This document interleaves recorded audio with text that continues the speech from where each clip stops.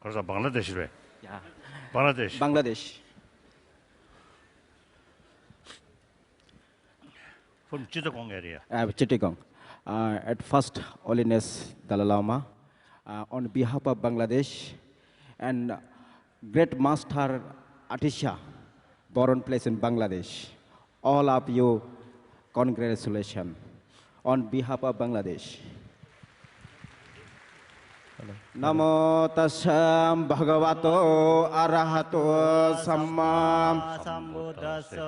Namo tassa bhagavato arahato samma sambuddhassa. Namo tassa bhagavato arahato samma sambuddhassa. Buddhang sharanang gacchami, dhammang sharanang gacchami, sanghang sharanang gacchami, dutiyampi buddhang sharanang gacchami, dutiyampi dhammang sharanang gacchami, dutiyampi sanghang sharanang gacchami, tatiyampi buddhang sharanang gacchami, tatiyampi dhammang sharanang gacchami, tatiyampi sanghang saranang gacchami. Bahung sasamabini mito sayudantang giri mekala yudita gorasa se namarang dana di dhamma vidina jitova monindo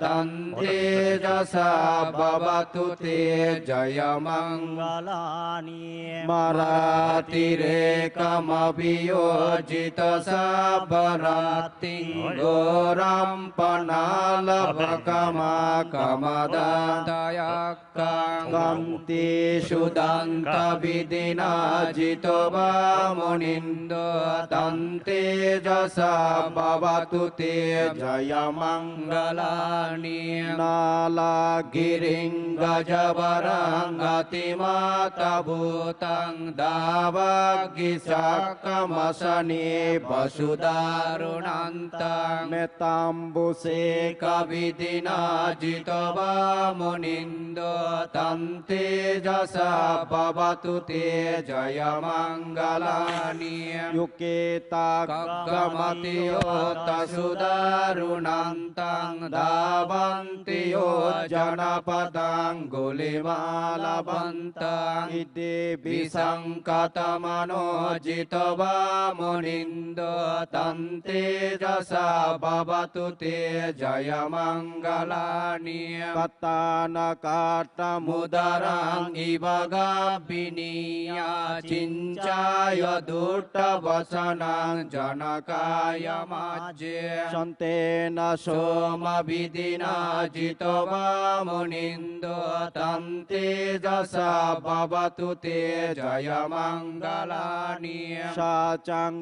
bihaya mati sacakavadoketang bada viropitamana atiyanda bhutang maya padi pajalito jitava monindo tante jasa bhavatute jaya mangalani nando pananda bujagang vibodang mohiding pote na tera bujage nadama payanto iddo padesa vidina jitova monindo tante jasa bhavatute jaya mangalani dugaha ditti bujage na sudatayatang brahmang vishuddhi jyotime divaka vidanang yana gatena vidina jitava monindo tante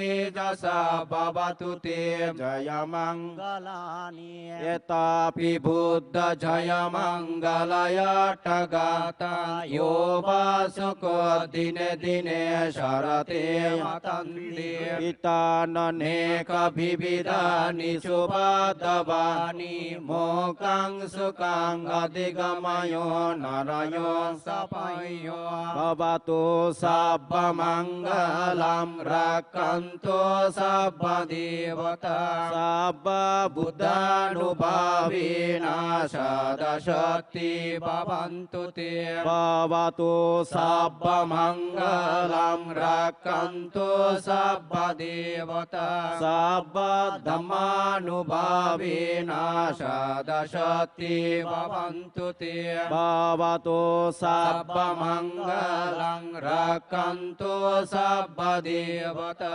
sabba sanghanubhavina sadashati bhavantu te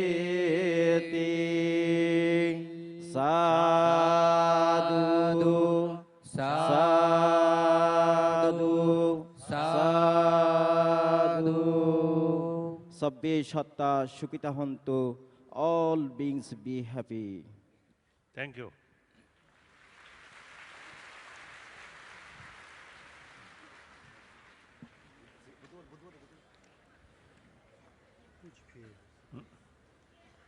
Oh.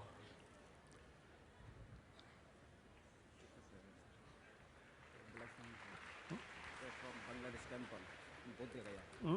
Bangladesh temple, Bodh Gaya.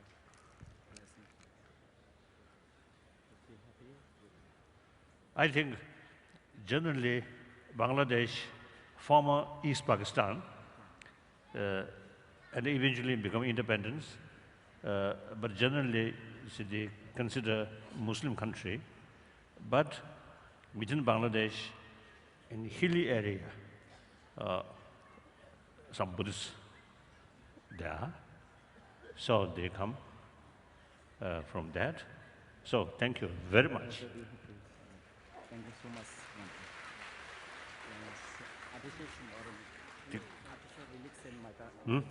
My temple in Dhaka, Kamalashila monastery. Right, right. Oh, right. Thank you.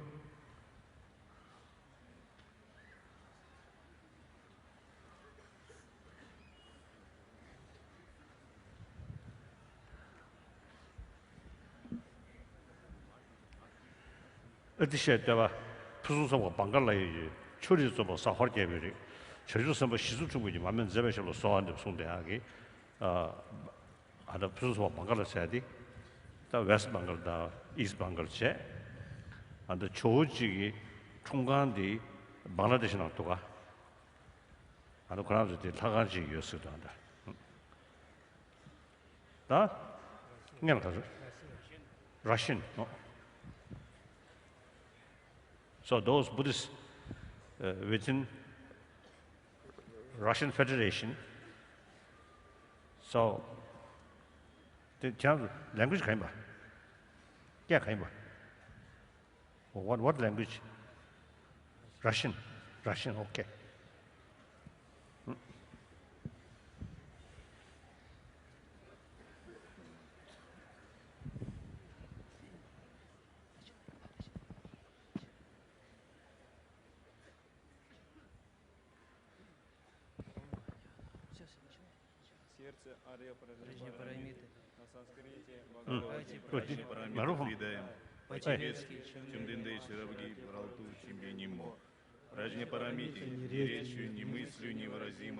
Нерожденной, непрекращаемой таковости пространства, объекту практики различающей, самопознающей мудрости, матери Джай трех времен поклоняюсь.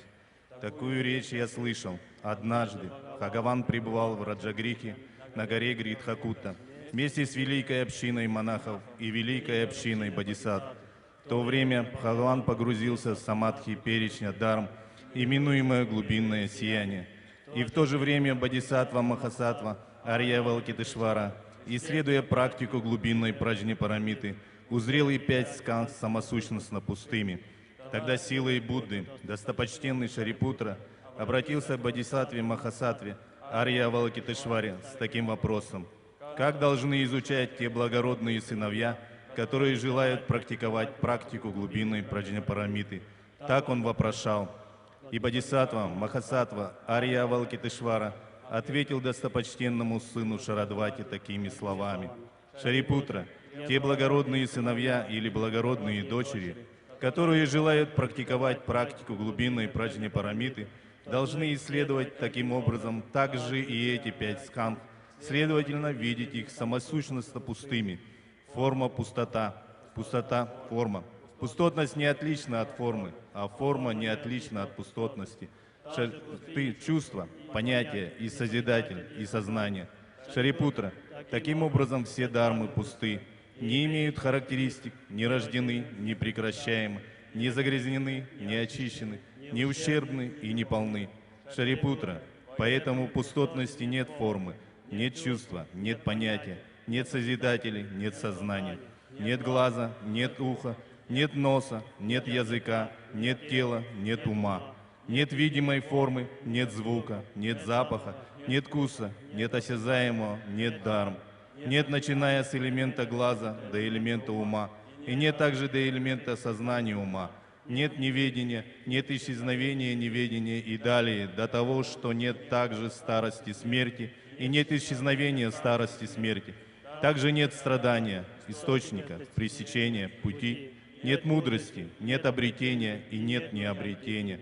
Поэтому, Шарипутра, так как у Бодхисаттв достижений, они опираются и пребывают в этой глубинной праджняпарамите, без загрязнений и страха в душе, полностью уйдя от превратности, достигают края ухода от скорби. И все Будды, пребывающие в 3 временах, истинно совершенно пробуждались в несравненном, подлинно совершенном Бодхи, опираясь на праджняпарамиту. А поэтому мантра праджняпарамиты, мантра великого ведения, наивысшая мантра, непревзойденная мантра, мантра, полностью умиротворяющая страдания, не ложно. Знай же, что истина. Мантра праджняпарамиты произносится: Таэта, Ом Гаты Гаты, Парагаты, Парасамгаты Боди Соха. Затем Махасаттвы изучает глубинную праджняпарамиту. Затем Бхагаван, выйдя из того самадхи, выразил одобрение Бодхисаттве Махасаттве. Ария Авалокитешваре сказал: прекрасно, прекрасно, благородный сын. Это именно так, это именно так. Как тобою показано, так и практикуют глубинную праджняпарамиту, и тадхагаты возрадуются. Когда изрек Бхагаван такую речь, то достопочтенный Шарипутра, Бодхисаттва Махасаттва Ария Авалокитешвара, то исполненное всех достоинств окружения, а также боги, люди, асуры, гандхарвы, все вместе возликовали и воздали хвалу проповеди Бхагавана. Закончена Махаянская сутра, называемая сердце Бхагавати Праджняпарамиты. Thank you.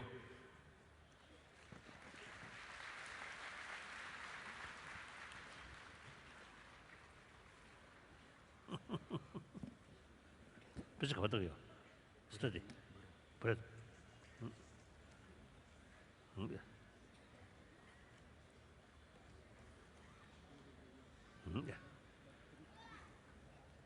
You from? You from Kalmykia? Kalmykia? Yeah. Right. Rangane. Tua. You from? Petersburg. St. Petersburg. Kalmykia. Kalmykia. Oh, yeah. Rangane. Tua.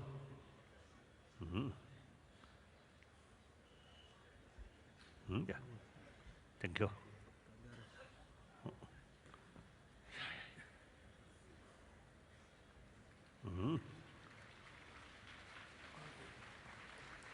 Canada, Russia. Which part? Oh, Moscow area. Kalmykia.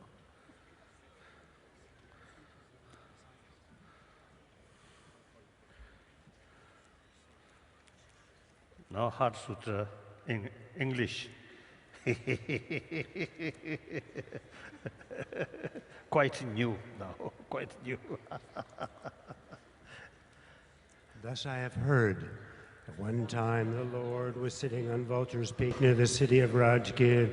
He was accompanied by a large community of monks as well as a large community of bodhisattvas. On that occasion, the Blessed One was absorbed in a particular concentration called the profound appearance. Meanwhile, the Bodhisattva, the great being, the noble Uteshwara, contemplating the profound discipline and perfection of wisdom, he came to see that the five aggregates were empty of any inherent nature of their own. Through the power of the Venerable Shariputra approached the noble Avalokiteshvara and asked him, how should a son of the noble lineage proceed when he wants to train the profound discipline and the perfection of wisdom?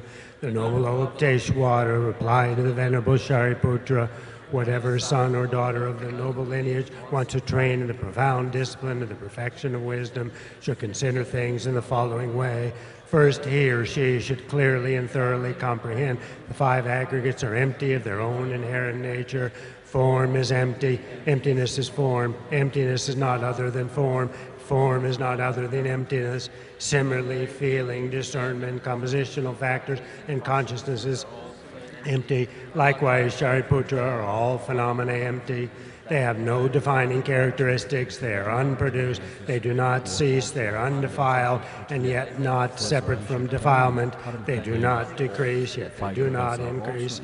This being the case, Shariputra, in terms of emptiness, there exists no forms, no feelings, no discernments, no formative elements, no consciousness, no eyes, no ears, no nose, no tongue, no bodies, no minds, no visual form, no sounds, no smells, no taste, no tactile sensations, and no mental objects. There exists no visual elements, no mental elements, and no elements of mental consciousness. There exists no ignorance and no exhaustion of ignorance, no aging and death, and no exhaustion of aging and death. In the same way, there exists no suffering, no origin of suffering, no cessation, no path, no wisdom, no attainment, and no lack of attainment. Therefore, Shariputra, since bodhisattvas have no attainment, they depend upon and dwell in the perfection of wisdom. Their minds are unobstructed and unafraid. They transcend all error and finally reach the endpoint nirvana. All the Buddhas of the past, present, and future have depended, do, and will depend on the perfection of wisdom. Thereby they became, are becoming, and will become unsurpassably, perfectly awakened Buddhas. Therefore, the mantra of the perfection of wisdom is a mantra of great knowledge. It is unsurpassable mantra. It is a mantra that is incomparable to the incomparable. It is a mantra that totally pacifies all suffering. It will not deceive you, and therefore know it to be true. I proclaim the mantra of the perfection of wisdom. Tayata gate gate pada samgate bodhi soha. Shariputra, it is in this way that the great bodhisattvas train themselves in the profound perfection of wisdom. At that moment, the Lord arose from his concentration and said to noble Avalokiteshvara, well said, well said. That is just how it is, my son, just how it is. The profound perfection of wisdom should be practiced exactly as you have explained it. Then the ones gone thus will be delighted.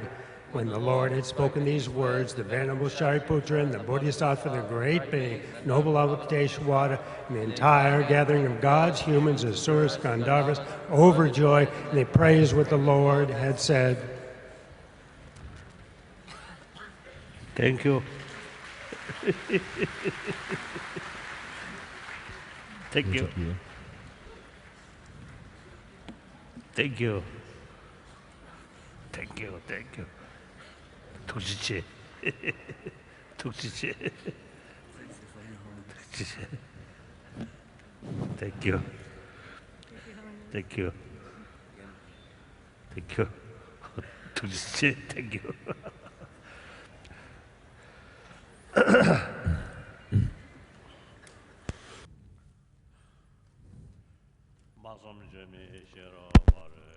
Inexpressible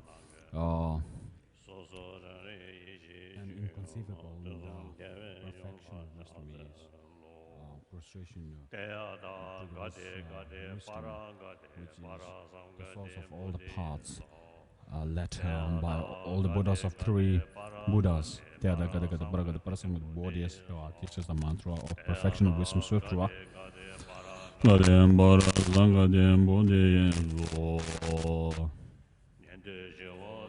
I prostrate to the mother of Buddhas and of heroes and Bodhisattvas, who through the knowledge of all leads heroes seeking pacification to complete peace, who through knowledge of paths causes those helping migrators to achieve the aims of the world, and through possession of which the subduers set forth the varieties having all aspects. I prostrate with perfect Buddha, the best of teachers, who taught that whatever is dependently arising is unceasing, unborn, not annihilated, impermanent, not coming, not going, without distinction, without identity, and free from conceptual thoughts. The first one is from Abhisamayana by Mitra, and the second one by Arya Nagarjuna in Mula Madhyamika Karika. To Buddha, Dhamma, and Sangha until enlightenment, I take refuge, and by the power of the generosity and so forth, may I become a Buddha to benefit all sentient beings. To Buddha, Dhamma, and Sangha, I take refuge in you until I attain enlightenment by the power of the merits, by the power of accumulations like generosity and so forth, may I become a Buddha to benefit all sentient beings. To Buddha, and Dhamma, and Sangha until enlightenment, I take refuge in you. By the power of the accumulations like generosity and so forth, may I become a Buddha to benefit all sentient beings. As have we repeated 3 times? Someone is asking.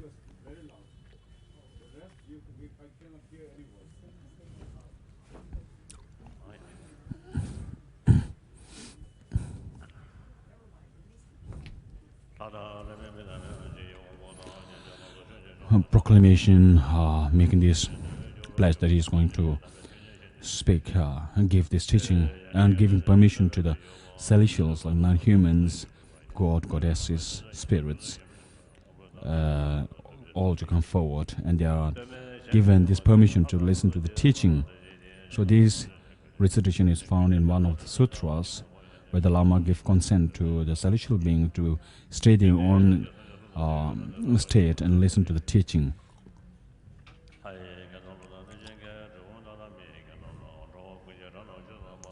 So in the languages of God and goddesses and spirits, and whatever language are there in this world, I will speak in those languages to benefit all sentient beings. To Buddha Shakyamuni, who taught out of utmost compassion for all, the Tibetan origination, to you I prostrate in veneration.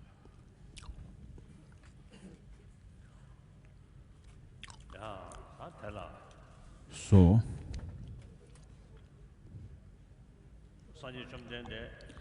the Buddha Shakyamuni,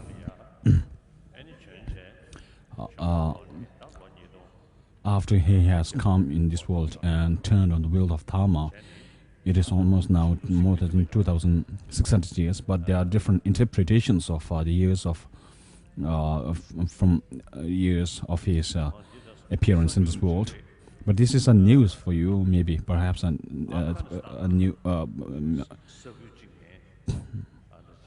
in one of the reserves in Afghanistan, they found that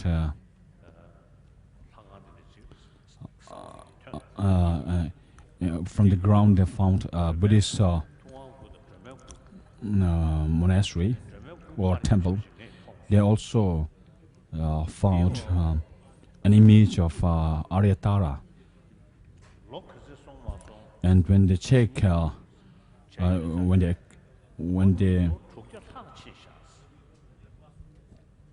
when they try to find out the age of that statue, they say it must have been more than 2,600 years older. So the researchers found this, and according to that, it seemed to go along with some of the Tibetan masters claim that, like Sakyapandita, they claim that it has been more than 3,000 years old that Buddha Shakyamuni has actually come in this world to teach. But basically, according to Theravada, we believe that it's more than now 2,600. But some Tibetan masters, scholars, claim it has been 3,000 years. So, according to this, the newly found statue, it seemed to give some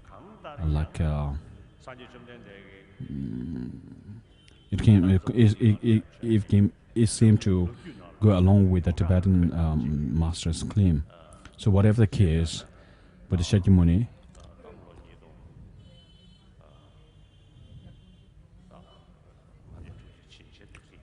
it's definitely sure that he must have been here more than 2,500 or 600 years ago. Now we're in 21st century. And in this 21st century, along with external material facilities, at a time with a lot of external disturbances, still it is great that people have a lot of interest, and the growing number of interest in Buddhism is really fascinating. It's really great.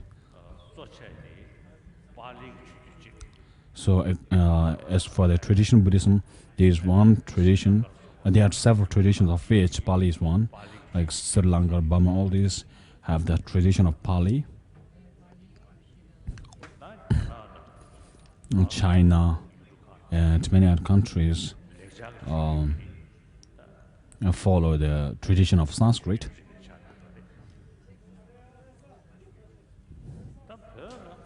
And as for Tibet,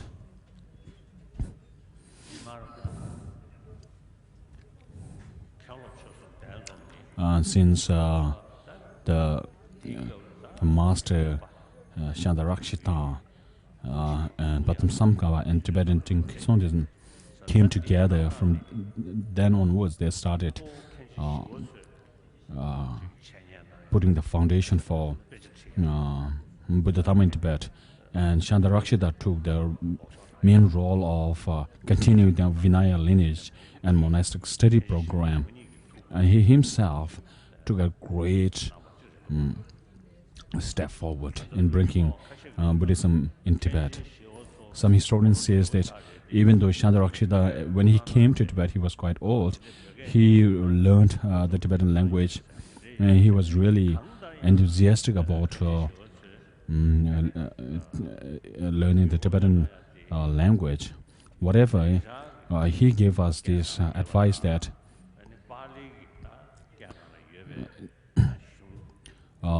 it's important for the Tibetans to translate the Sanskrit text and Pali text from India directly into Tibetan, so that in future the Tibetans could conduct the study and practice of Dhamma in the Tibetan language entirely. So Shandarakshita was one of the top scholars of Nalanda University then.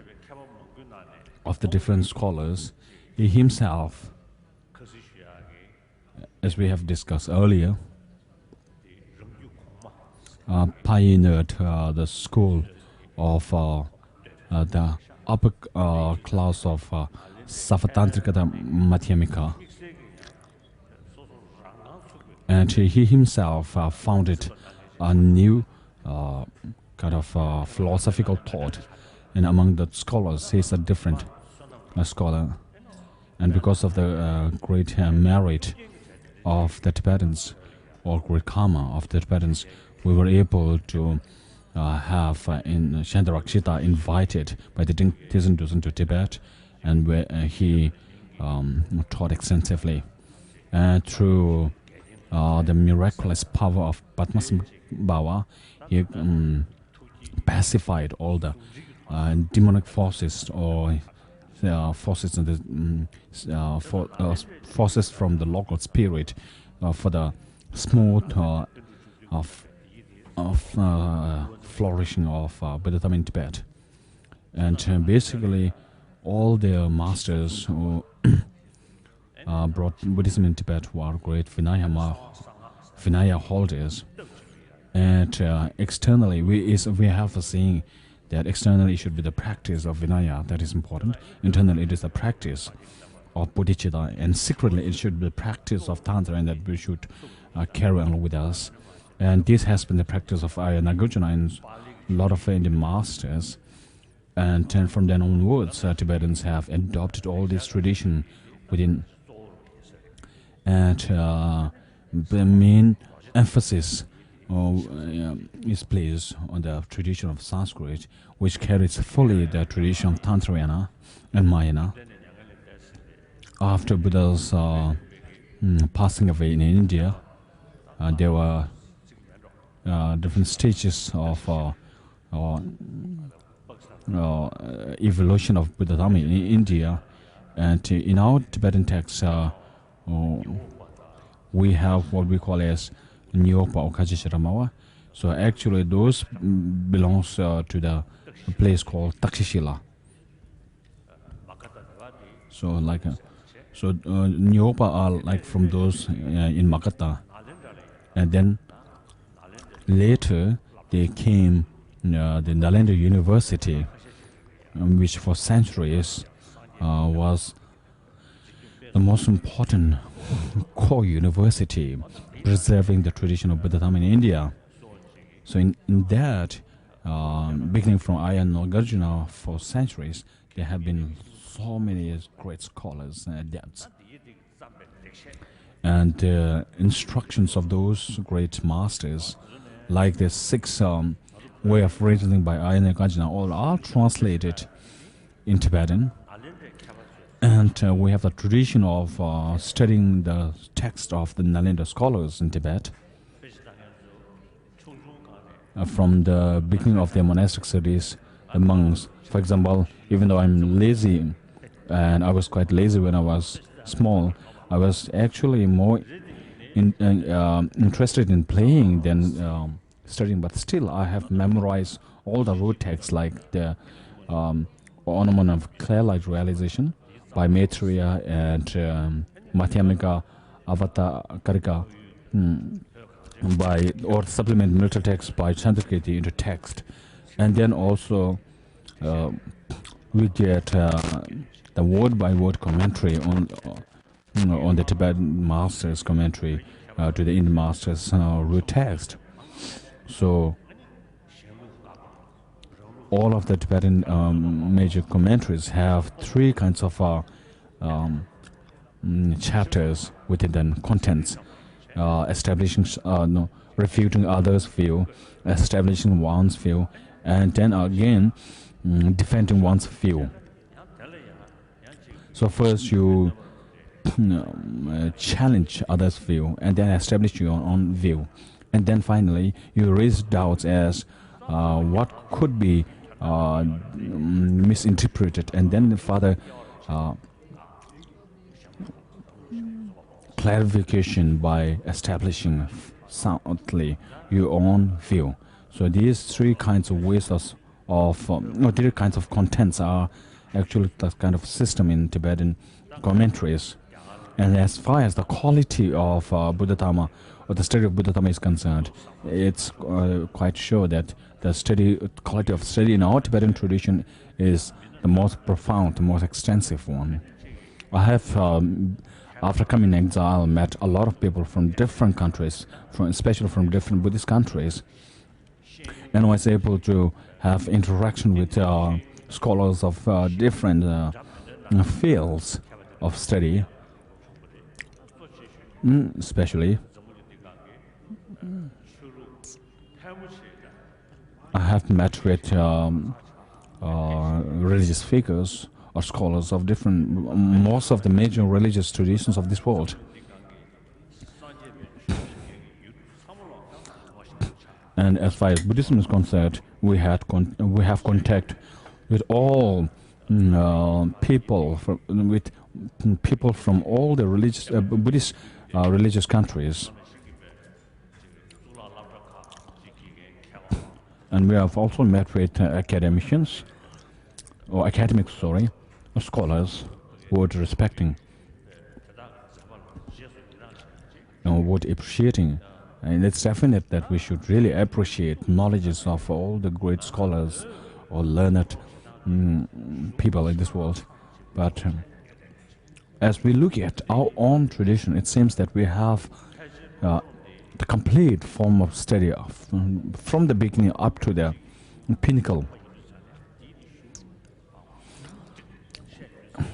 And as we have studied extensively and through extensive practice, if we could bring all the things, all these contents in this, like I like Tsongkhapa says that when by taking into account as your textbook the great writings of Indian masters like the 6 ornaments and two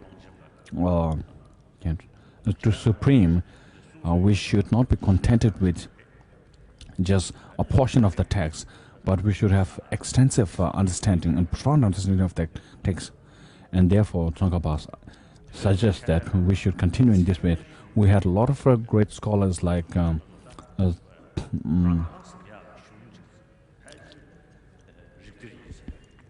and all of them also wrote extensively. Of them, the total value cognition by Sakya Pandita is who is considered to be one of the Manjusharis of Tibet. Of the 3 Manjushari, Sakya Pandita is considered one.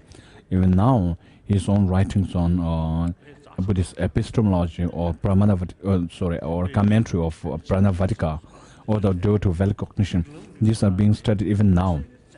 And the Chawachukyi Sangye and his disciples, they have really placed special emphasis on the art of Buddhist monastic debate. So through the art of this debate, if you study, it seems that the knowledge seems to be really precise.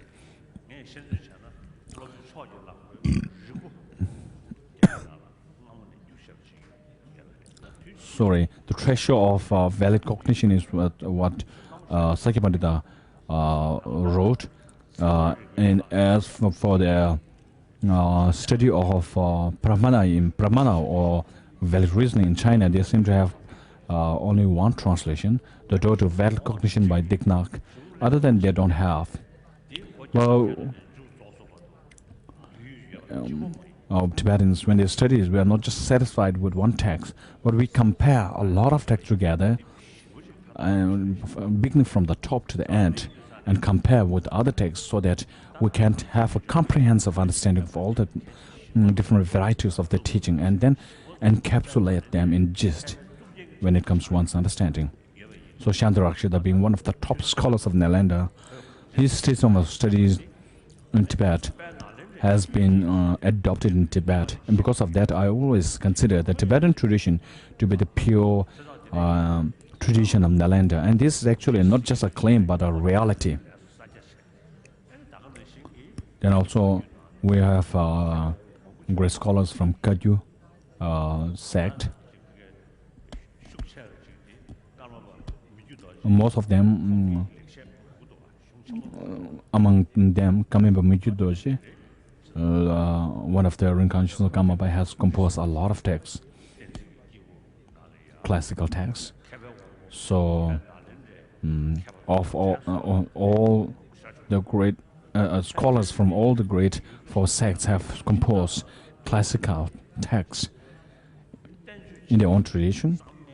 When you compare the writings of the Tibetan masters, and when it comes to quantity, no country can ever boast. I'm not sure whether there are as number of scholars writing classical texts as we have in Tibetan. And later Kamalashila was invited again. Then in the 10th century or so, Adisha Debamkara was invited.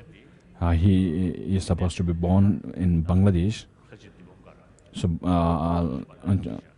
Debamkara Adisha, he was invited from Bengal to Tibet. At that time, Tibet was divided into small kingdoms, many small kingdoms, and one of the descendants of the Tibetan religious kings was in the central Tibet, near so, and then Lama Yeshen and his nephew Changju, upon Yeshu's inspiration, completed by Changju, Adisha was finally invited to Tibet, and he taught extensively in Tibet. Perhaps if you look at it, looks like I'm not sure, but it seems like Vasubandhi has some connection with Takshashila. Whatever the case, it's very clear that the tradition of Tibetan Buddhism is from Nalanda, and looks like Atisha also seemed to have spent some time in Nalanda. Whatever, he studied and also taught at. The texts he taught and that he studied were those of the texts of Nalanda scholars. Atisha himself taught those texts and studied them. So, from the perspective of Buddhist tradition, it seems that among the Buddhist traditions, it seems that Tibetan tradition we have seem to be the most elaborate and extensive and profound one. Not only do we engage in the practice of teaching and study, but there is a lot of practice of meditation in our own tradition, like Vasubandha, that the preservation Buddha Padma can only happen through contemplation, study, and then through practice. So this being the case, until now, we have preserved them. And if you look at it, at the present situation, it seems that Buddhism, when you compare it with, then it seems like it is most profound, most sophisticated, and most elaborated, comprehensive. So I usually say that this Buddhist tradition of Buddhism in Tibet is like a universal treasure of the world. That doesn't mean that all people in this world should be Buddhists, but the tradition of Buddhism in our society, in our Tibetan society, is like one of the most important thing when it comes to the academic field of study in this world. So we have for thousands of years the tradition of Buddhism being preserved, not only in Tibet but also in the Himalayan ranges who are close to Tibet, and also among the Chinese who have come here, and many people from different countries, like more than 60 countries. All of you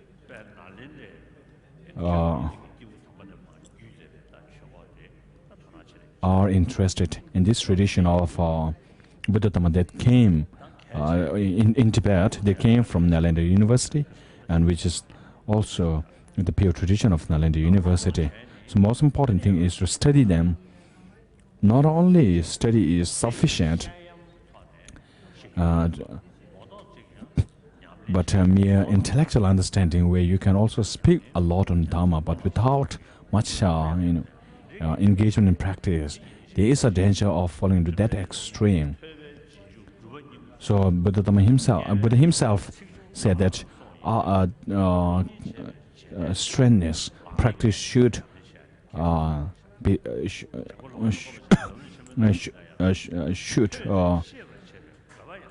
be preceded by understanding, and so that you can be relieved from samsara. And Tsongkhapa himself said in Lamri text that it's very important for one to understand, but also important to practice whatever one has understood properly, and to understand this as one of the essential points. So we have Kagyu, Satya, Chonang, and Nyingmo, or Gyalsey on different. So in short, to attend a great extensive tradition of study or the great practice of the tradition of study, we have them all in our society in entirety, and it pervades all the four sects.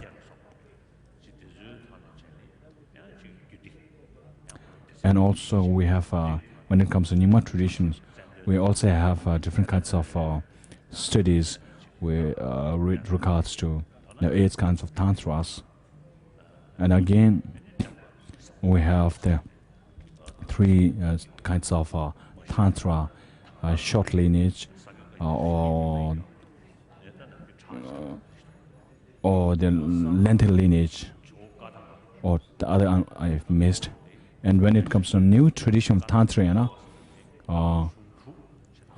actually we have the tradition of Kadam Shungbawa, which means relying extensively on the great traditions, like studying the compendium of trainings. And so we have the 6 texts of Kandaba masters being studied by the Kadam traditions. So Kadamba has also 3 divisions. And when it comes to Kagyu lineage, starting from Naropa, we have Marpa Lotsawa, and his heart son, who was like the halt of the victory banner of practice, respected by all the practitioners in Tibet. We have Milarpa, and from him we have the lineage of Tabulache and so forth. So in short, all these can be traced to Naropa, and Naropa is in our language known as great Pandit or great scholar. So he was a great scholar of Nalanda University.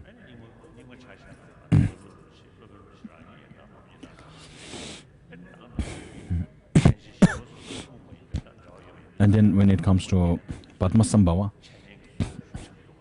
he himself also had very great a link with Chandarakshita, and at his time Chandarakshita taught extensively. And then when it comes to Satyabha, starting from the great Adept Birvava, and then there's great Satyanimbas, the 5 great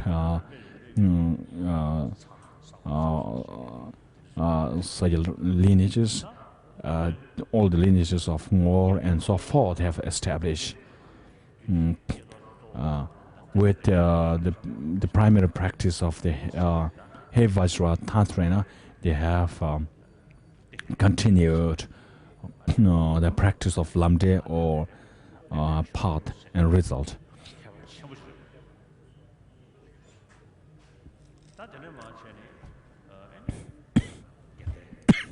Then comes the Gelug sects.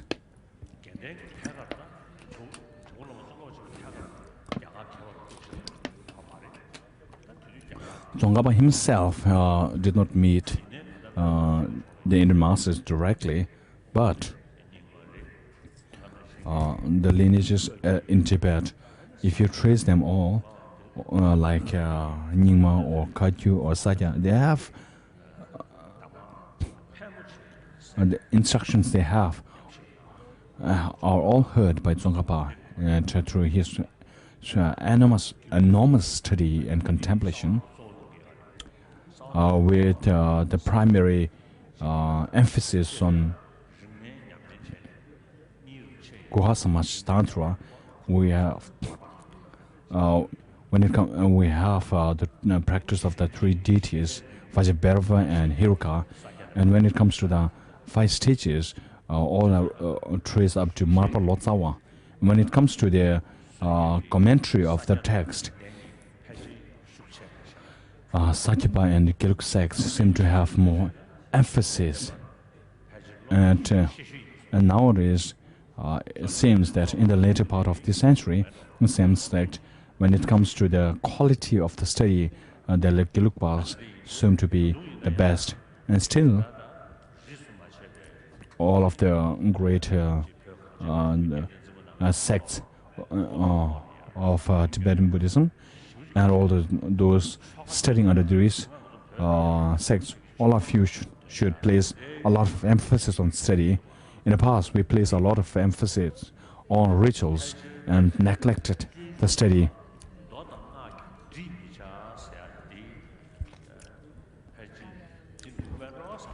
There is one phrase in Shantideva's text that we should not be acquainted with Tantra. So that may mean that we should not be inclined towards rituals while neglecting the actual study of the meaning of these results. So,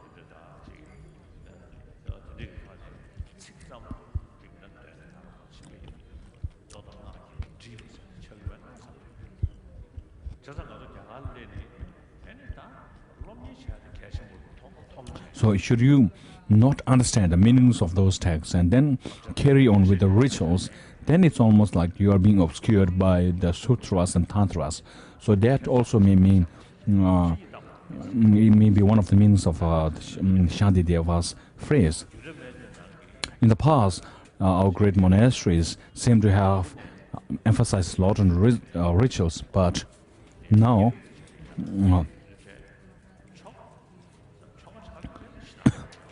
we have changed the trend. And nowadays, most of the monasteries in exile have established the monastic system of education.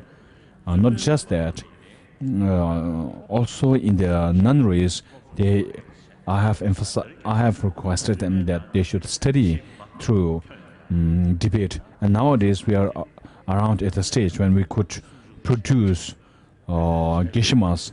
For the past 30 or 40 years, we have struggled hard to bring that kind of trend. And that kind of trend is has now spread to all monasteries. And now in the nunneries, we have the study program as same as that we have in the great monastic monasteries.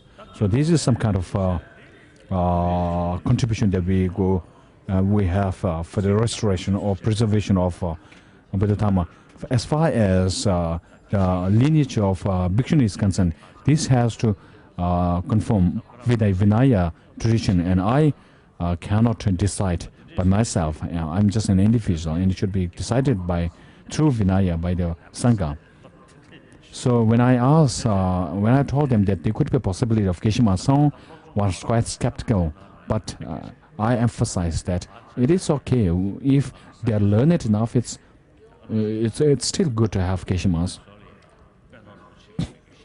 So we have in South India, like in Nyingma tradition, we have the monastery of Penno Rinpoche, which emphasizes a lot on monastic education, and Kamamba Rinpoche is also taking a great role in promoting religious study, academic study. So any kind of monastic institute, I have been asking that it's very important for you to give importance to monastic study through debate. And in the meantime, I also have heard that there is a great interest arising among the monasteries or nunneries in Tibet, where they gather together and then we debate together and share things together. And this is really appreciable. I comment upon your own interest. And then there are monasteries who have no role or no program of monastic study through debate, but have adopted nowadays, and that is really great. At the same time, we have also the Chinese Dhamma friends. So all of you, to tell you, I want to tell you that it's important for you to know the meaning of the text, without which how can you practice? And then to hear the teaching is you have to hear it in entirety. Otherwise, your practice could be restricted. So it's important to have a broader, comprehensive understanding through rigorous study. So when you go back to Tibet, those of you from Tibet, when you get back to Tibet, please give this message to the people in Tibet that it's important for you to study. Not only the monastics should study, but also the lay people. You also should study. It's not confined to the monastics. In the past, it seems that when it comes to the study of scriptures, it's only the role of the monasteries, and within them even it seemed that it was considered the role of the monks of the great seeds, and then the rest seem to take it for granted that they don't have to give heed or importance to that study. That is a drawback. That was a drawback.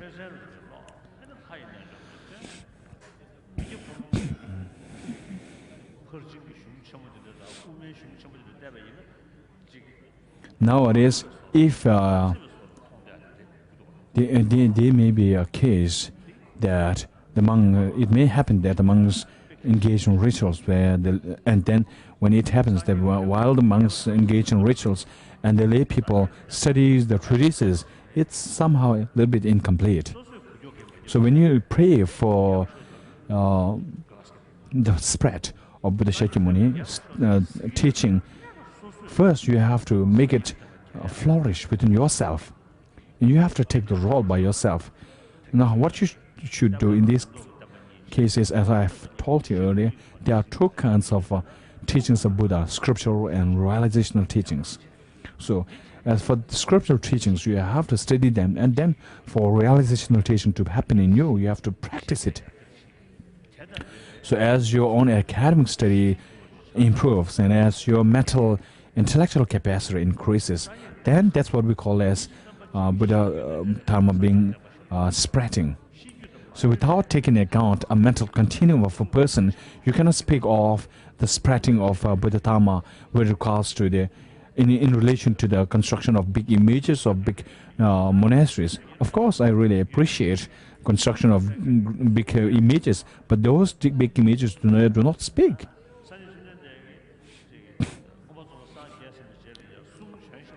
And Buddha Shakyamuni has given his teachings after his attainment and enlightenment, and those are translated in Tibetan, which we call as Gangyu. So we need to study them. The Buddha Shakyamuni has passed, and the statues or the images of Buddhas won't speak to you. So now it's important to study the instructions of Tibet, instructions of his teachings, those his own teachings and their commentaries, all adding up to more than 300 volumes. Now these we should consider as our textbook and study them. So this is one thing I really want to remind you. So that's all. Now the text.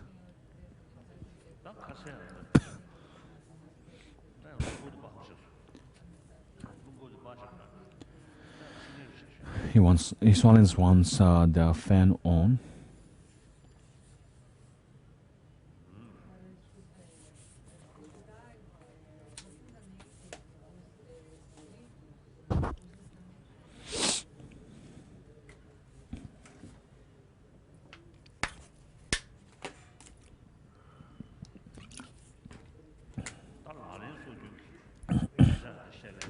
That is the practice of Bodhisattva.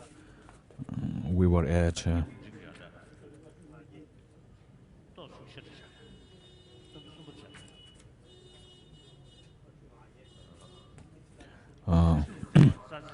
verse number 9, practice of beings of middle scope. Happiness in the three realms, like a dew on a blaze of grass, is subject to instantaneous fading away. To strive for the supreme state of liberation that never wavers is a practice of a bodhisattva. So the practice of being of middle scope is attainment of liberation. For that, one need to practice the three trainings, and for that, one has to train in the superior insight, transcending the ordinary world. And then the Lamrim stages, or stages of path, according to the greatest scope is, from this beginning time, your mother has cherished you. If they now suffer, what good is in your happiness? Therefore, in order to liberate limitless numbers of sentient beings, cultivating bodhicitta is the practice of a bodhisattva. So, it speaks of the path that actually directly takes you to to Buddhahood.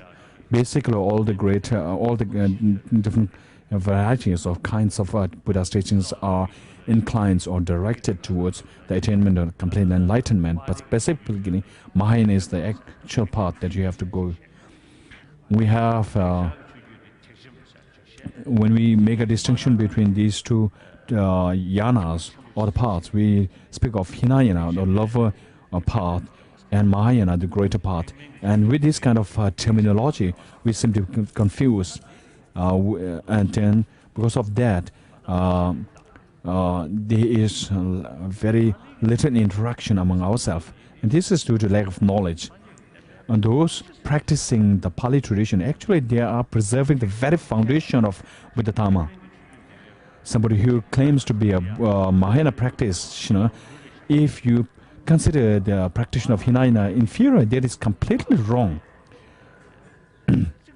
The tradition of Pali or Theravada is like the consolidated the ground floor, without which you cannot really build a sound first floor. So you cannot build up levels without the sound foundation. So this Hinayana practice, which consists of 37 auxiliary parts, enlightenment and so forth, with regard to all these common practices, they are universal. These are common. So when it comes to the common ground, foundation of Buddha Dharma, all are same.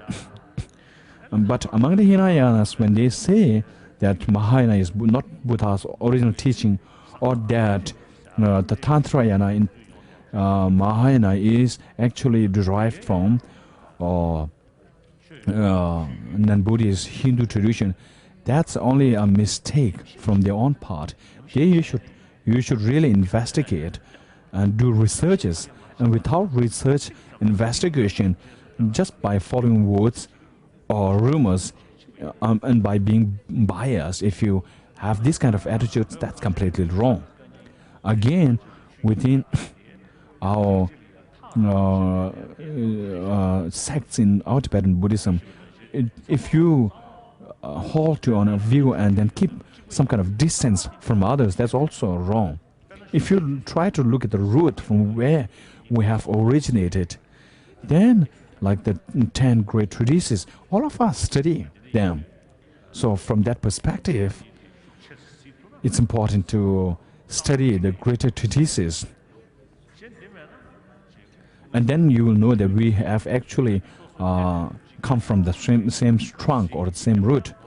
Otherwise, if you just are confused, or if you just are engaged in your own small kind of text, then it will be very limited. You understand, very limited.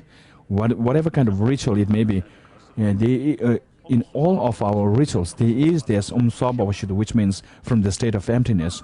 So wherever there is kind of a ritual like that, this kind of ritual is found, the words are found in all the texts. So for that, to understand that may all dissolve in state of emptiness, you should know what emptiness is all about. So therefore, it's very important for us not to forget the roots. And then when you understand that we actually emerged from the same root, then we can have mutual better understanding and mutual respect. In the past, there were great masters whose practice was non-sectarian, like the Gyalsey Thokme Sangpo in the 19th century, and also in our own century, like 20th century, those are great scholars and practitioners, non-sectarian practitioners. So, like them, there are in Gelug and Sakya many practitioners of non-sectarian sectarianism. But again, there may be some people for following their own particular lineage. Nowadays, it's very important to have a comprehensive understanding. Because we are not secluded in an isolated place. Now we are actually open to the world. Because of that situation, we have to think and extend our horizon. In the past, we were actually engaged in our own small villages. For example, Gandepora. It was actually, it has to do more with the people of Lhasa. Gandepora was not able to extend properly to all parts. And because of the lack of the knowledge of the progress in the different parts of the world. And by following our own tradition in that circulation, and then by following all traditions, and if there is a slight change, you are again threatened. And because of that, by rejecting a new kind of invention or new change, we just continue to abide in the old tradition.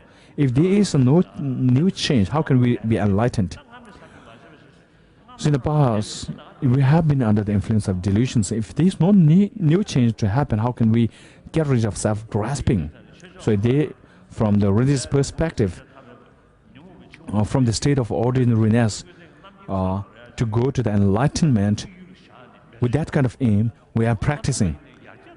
So when it comes to any kind of activity, we need to progress, and simply maintaining the routine, this will be really dangerous. For this might also have impact on yourself, on oneself. So I have discussed this earlier yet a little bit, now, like vegetarianism. When it comes to vegetarianism in a monastery, in a community, if you abide by it, it's very good. If all of Tibet should become like that, it's unrealistic. If we say the whole of the world should become vegetarian, it's unrealistic. Therefore, nomads should practice their own all customs. So it's better to have a comprehensive, holistic approach and then go in line with the trend of the world. So this is something I want to share. This is actually an extra edition, but still I would tell. And mutual understanding among the different religious sects in Tibet, in our Tibetan tradition, will really help you. It will really enhance your own practice. Through my own experience, I can say it when we speak of the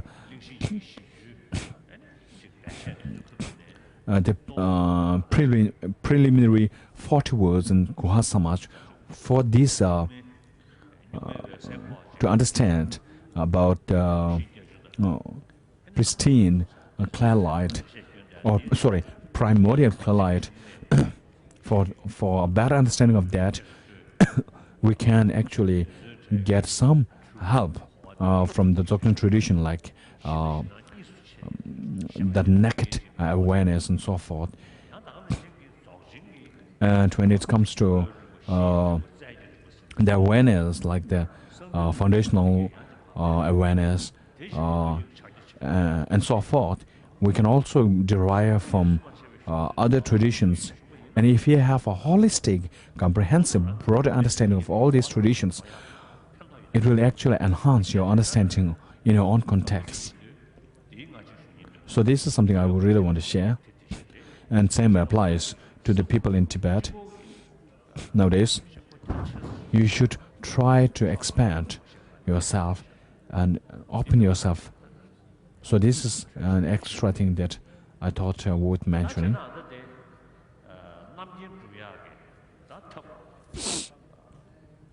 Since we are speaking of enlightenment, or even when we are speaking of attaining liberation, we should have an aspiration preceding the actual attainment of the liberation and enlightenment. And then with this aspiration, we need to have the wisdom. So for that wisdom to happen, one will not cultivate the wisdom unless one does not have an aspiration for the wisdom and then the result. So bodhicitta is a mind aspiring for enlightenment, and it is complemented, or it consists, it's associated with two aspirations. And what are the two aspirations? Aspiration seeking for the welfare of others, aspiration for the enlightenment, aspiration for achieving others' welfare.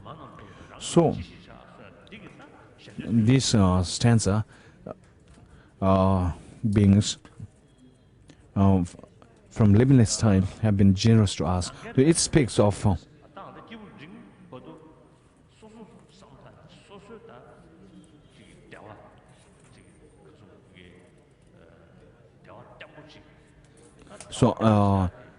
so from the beginning time, your mother has have cherished you. This speaks of the mind and approach of bodhicitta.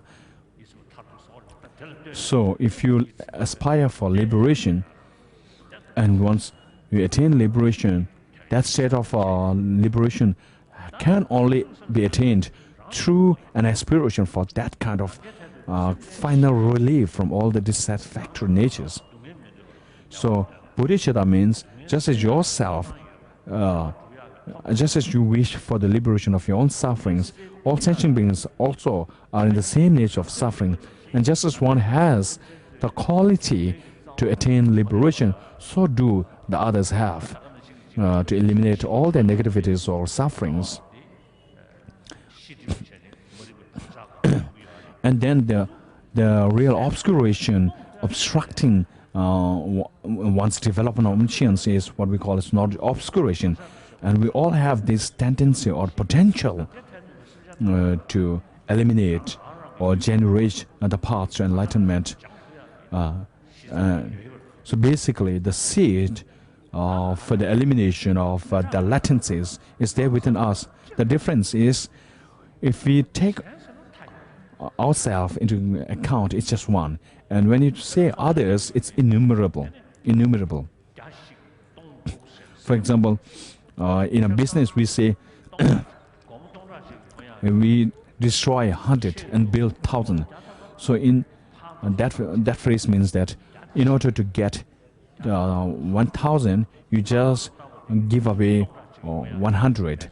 And that's what we actually try to do by giving up 100 rupees for 1,000 rupees that will come later.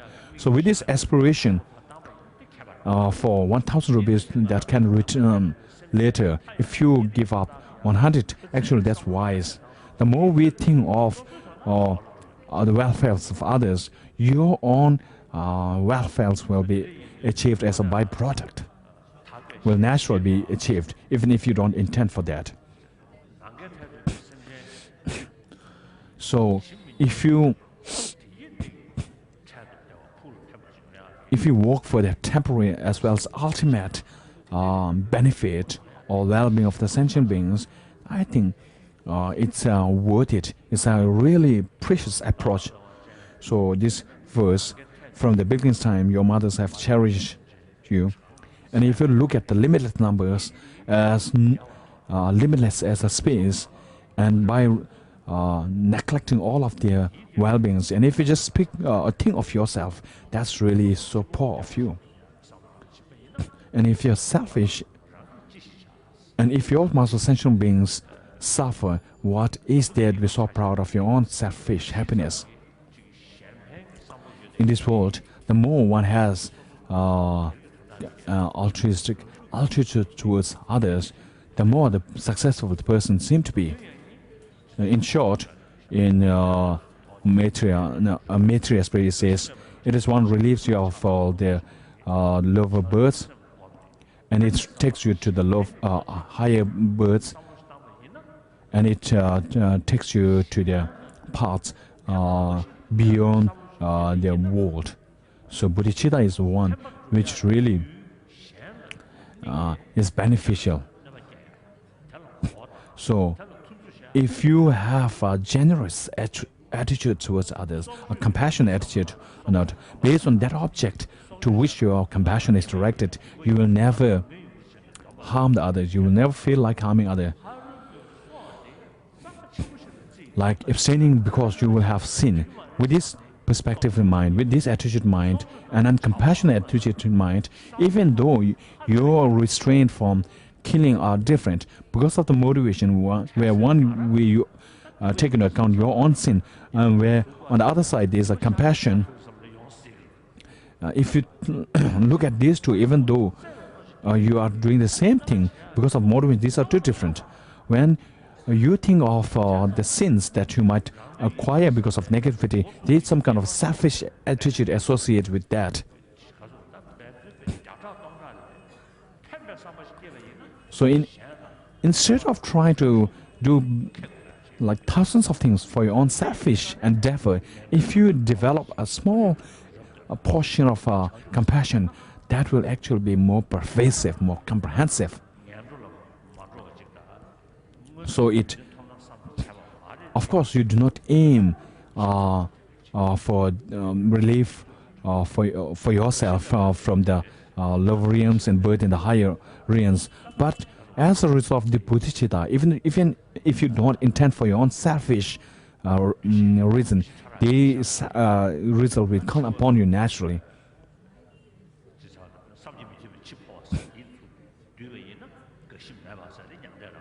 So the state beyond death and aging, so it can have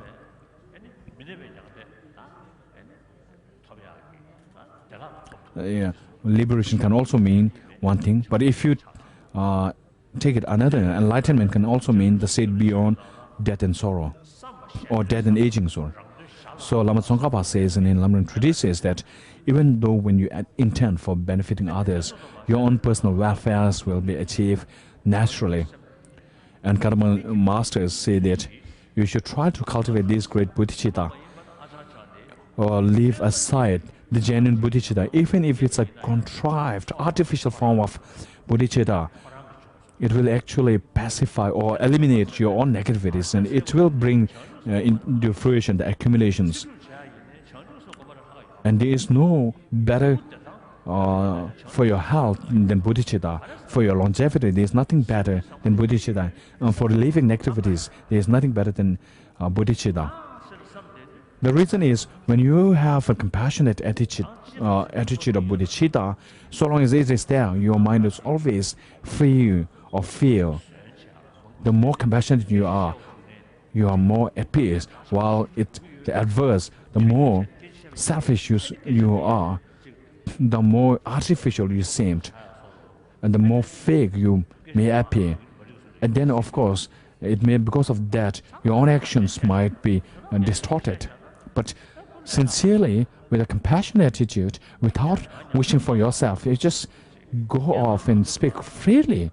That makes a lot of difference. I have some experience when in the beginning, in the 1950s, when I went to China, and when we have a lot of discipline in front of this and a lot of pretensions when meeting with the Chinese, we were really like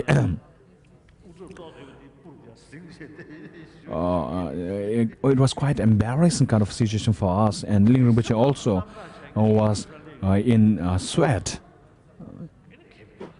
But if you just let things go off, you know, be candid. For example, they could be like more than 200,000 or 300,000. I don't feel anything. The same name. We are same human being. The one who is sitting on this stone and the one who's sitting on the floor. If you look at ourselves, we are mentally, physically same. We all have the distorted emotions and delusions. We equally have the capacity for development of wisdom discernment. We are actually equally same. So there is no real actually expectation from this. You all wish for happiness, and so do I. And none of us want suffering. And we all have the right. And we also have the right to be enlightened. And we also have the same seed of clear light within us. In that respect, we are all same. The difference is, by utilizing this wisdom of discernment, can a final happiness be attainable or not? And if so, what are the methods? So if you consider in this way, it makes a lot of difference. And with genuine kind of a mental attitude, if you just stay loose, then there is no fear. Where if you're selfish, then you are always concerned under like a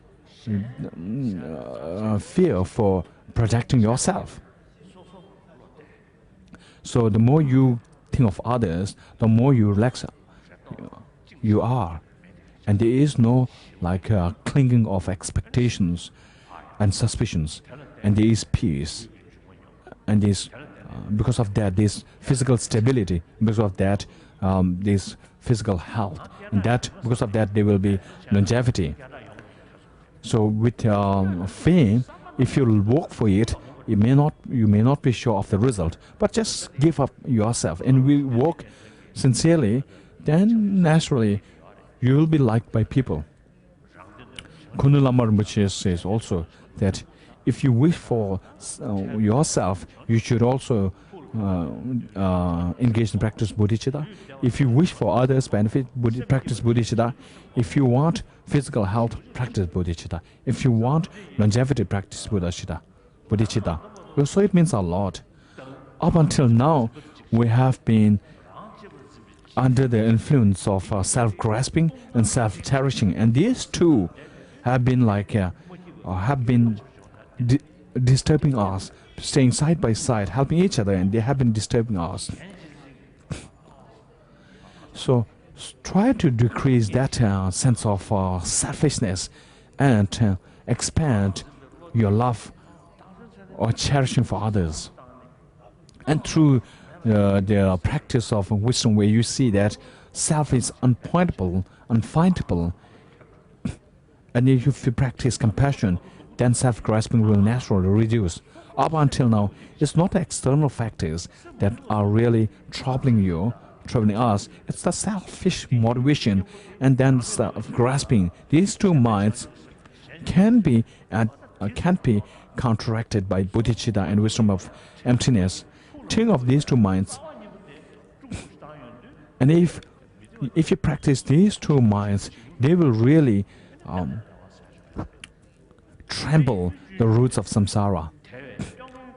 Therefore, Shantideva says that by writing on the fear horse of bodhicitta, in transcending from happiness to happiness, that releases all the sufferings. Who will not feel happy about it? So long as you have this practice of bodhicitta, and once this bodhicitta finds residence in you, you'll be really happy in this life.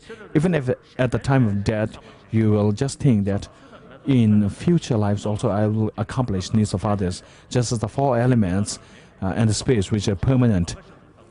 May I also be available to all sentient beings as a source of relief for these sufferings, And with this kind of mental attitude, if you try to engage in all this practice in a day, you will naturally be happy, really. Even after time, you don't have to ask for power or transfer of consciousness from another Lama. You practice bodhicitta in its definite. Through this practice bodhicitta, you'll be born in a better realm. You don't have to ask for others' prayer, or you don't have to offer money for that. I also do that, so I also feel that even when I'm alive, I will practice bodhicitta, and even if I die, I will do the same practice. So, in acquainting your mind with this bodhicitta, even in dreams, I can have, if there are some circumstances, I can be mindful of bodhicitta even in my dreams. And we can, through this inference, make out that at the time for intermediate state after death, we can really remember bodhicitta and wisdom of mind. And these two minds will really help us.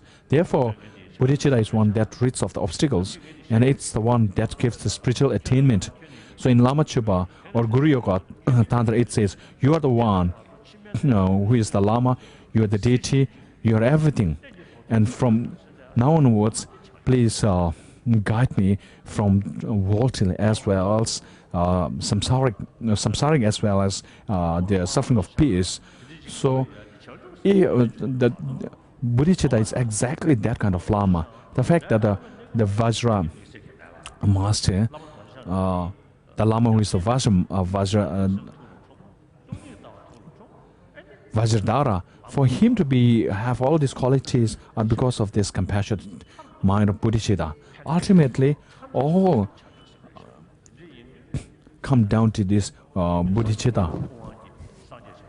So, Chandrakriya said, all the heroes and the project Buddhas are born from Buddha, and Buddha is born from bodhicitta, and bodhicitta is born from compassionate attitude.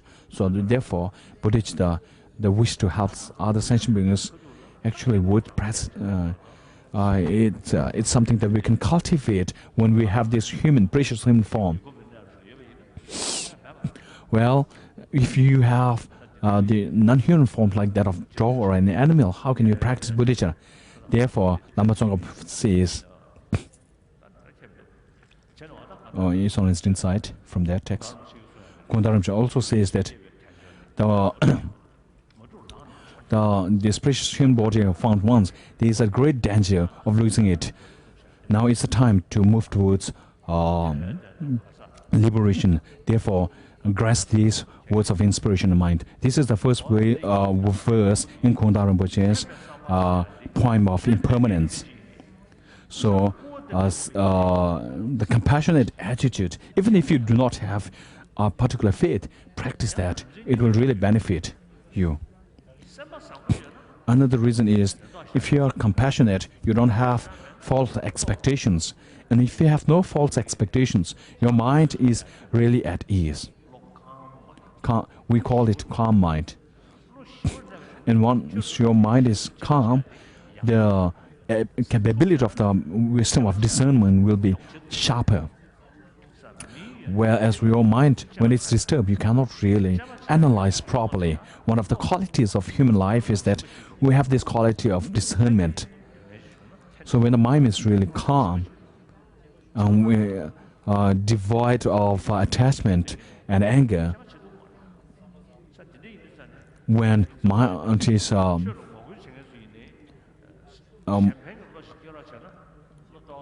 preoccupied by the delusions, you cannot really investigate properly. If you stay in your natural state of mind, then even if you are somebody going against religious faith, you will actually have the actual method, a better method to criticize religious faith. But if your mind is disturbed, you will not be able to criticize others properly, and your own criticism will actually bounce back on you. So whether or not you speak of past and future life or liberation, even in this very life, if you practice compassion, your mind will be really happy if you practice compassion. If you want, peace in this life, happiness in this life, and if you try to go with attachment anger, even in this life, you will never be happy. That's definite. So all of you, please pay this importance.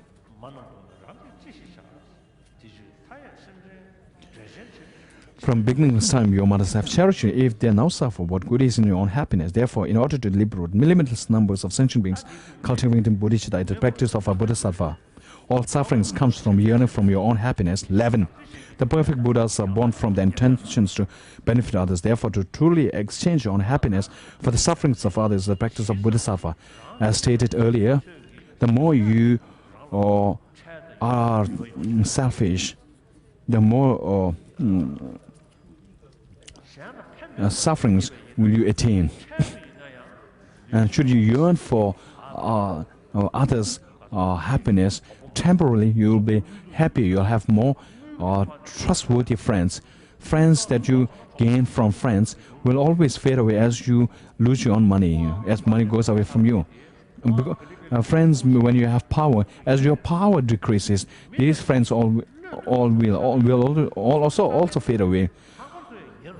But a friend that you gain from being trustworthy, being compassionate, these friends will be there even when you have no power or money. Even in your critical times, these friends will be there. So, with genuine attitude towards others, if you benefit others, you will naturally have lots of friends. Everybody wants friends. So, if you really want good friends, then develop the mind that brings you good friends. Temporarily, you'll be really, your life will be at ease and better. And ultimately, for the attainment of enlightenment, it's just the compassionate attitudes for others. Therefore, to truly exchange your own happiness for the suffering for others is the practice of a bodhisattva. 12. Even if someone driven by excessive desire steals all your wealth or incites someone else to steal it, to dedicate to this person your body, possession, and all your virtues of 3 times is the practice of a Bodhisattva. If someone cuts off your head, even when you have not done the slightest wrong, through the power of compassion, to take his mistake upon yourself is the practice of a Bodhisattva. Commentary.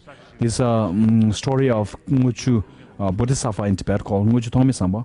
So he had been to sponsors place, and he was offered some offerings, and while returning back to his own place on the way, there were some dacoits who came to know that Thokme Sangpo was offered some offerings. So as Rinpoche's attendants were taking away the offerings on one side, and then the dacoits came in, and the dacoits or robbers robbed them, and the robbers were after robbing them were taking another direction, and then they met Rinpoche on the way, and then he told them, please listen, stay there and listen to me. If you go through that direction, towards that direction, and then you might meet some of my sponsors or my friends, and there is a danger that you might face difficulties. So you take this route, and you will you'll be able to protect on your own possessions. And Rinpoche dedicated and wished for the goodness of people who even robbed him.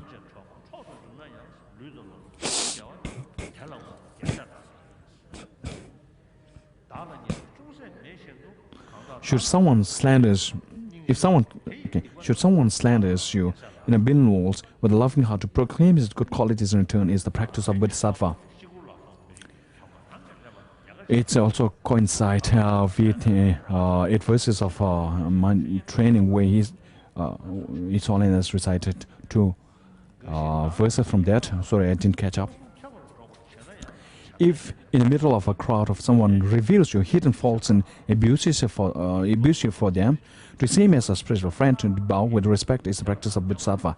So if there are some people who criticize you, it's for you, it's your practice to speak of the good qualities. If someone whom you cherish as dearly as your own takes you for an enemy, then like a mother whose child is sick, to love that person even more is the practice of a Bodhisattva. 16. 17. Even when someone who is your equal or inferior, driven by arrogance and seeks to disparage you, to place him on the crown of your head, with the same respect you would accord your guru is the practice of Bodhisattva. 18. Though gripped by poverty and always caught, though stricken by acute illness and possessed by evil spirit, to take upon yourself the negativity and sufferings of every being, and never to get discouraged is the practice of Bodhisattva. 18. Commentary. So when you're really depressed, there is a danger that your practice will decline. So at that time, in order to bring up the spirit, your own spirit, then at that time, bodhicitta really helps you. When you feel really unhappy or discouraged or depressed, at that time, if you say, so long as space exists, so long as sentient beings exist, may I to exist to dispel all sufferings. So if you expand your mental attitude in this way, at that time, your own mental dissatisfaction will be relieved instantly. The famous and prominent 19, someone to whom others bow. Sorry. So when you have a lot of fame, and when you have a lot of wealth, there is a danger of developing pride, and because of that, there is a competition and jealousy that might arise. At that time, think of bodhicitta. And then dedicate yourself as like the in service of all sentient beings, and dedicate all your body, mind, and speech for all sentient beings. And then, as in Chanditva's text, if you think of yourself as servant of all sentient beings, then it really helps. So the same is in Khunu Lama Rinpoche's Praise of the Bodhicitta. So when your mind is excited, think of bodhicitta, and it will actually calm down your mind. When your mind is depressed, think of think of bodhicitta and it will bring up the state of mind. The famous and prominent, someone to whom others bow, though you amass the riches like that of a fish, to say that all its splendor is no essence, and thus to be without arrogance practice of a bodhisattva. If you have not pacified the enemy of your own anger, comparing out outer opinions will only make them multiply. Therefore, with an army of loving kindness, compassion, to tame your mind is the practice of bodhisattva. Sensual pleasures are like salt water. The more partake of them, the more craving will increase. Therefore, when something arouses attachments, to abandon this immediately is practice of bodhisattva. This speaks of the bodhicitta, and then later it speaks of the wisdom of emptiness, the ultimate bodhicitta. All the appearances are your own mind, and your mind itself primordial trends all. So here your mind is the appearance are introduced as appearances of mind, and mind is introduced as empty. All appearances are your mind, and if mind itself primordially transcends all mental fabrications, knowing this and to remain free from apprehending the signs of subject and object is the practice of bodhisattva. When you encounter objects that pleases your mind, that like rainbow in the summer season, though they seem beautiful, not to view them as real and to give up attachment to them is practice of bodhicitta. So, commentary, while you are in meditative state, if you look at the external objects, you cannot find them. And if you look at the subjective mind, you can also find them. And without, if you try to disseminate the different moments, you can really find the mind. Take example of the 3 times. Mentally, we seem to have a concrete idea of an absolute past, present, future.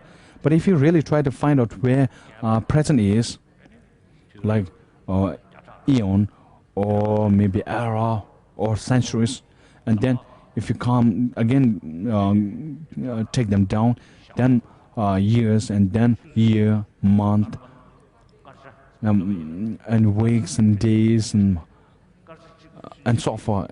Then if you take of the seconds, one part of the second is already gone, and one is yet to come, and in that respect, there is no present. If there is no present, then how can we have future and past? Because by depending on the present, we can think of past and future. If present is not there, the very basis, the foundation based upon which we speak of past and future is not there. That means past and future can also be cannot be also be found.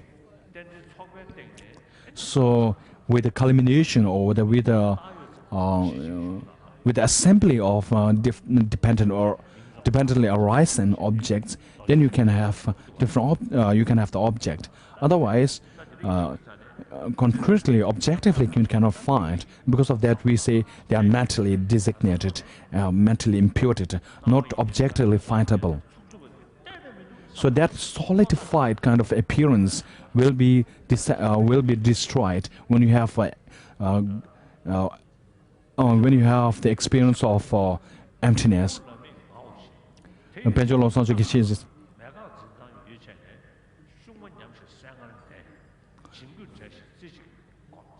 So in cutting the self-grasping by thinking of the aggregates, if the natural sense of an I arises within you as if it's inside the body, and then when you have come to this conclusion decisively that that kind of concrete I is unfindable, in that state of emptiness, abide your mind in that state.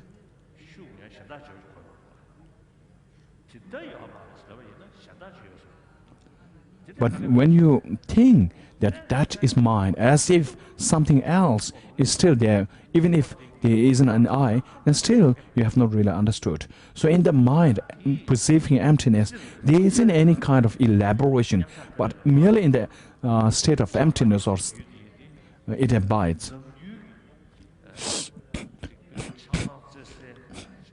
The more one's understanding of emptiness is,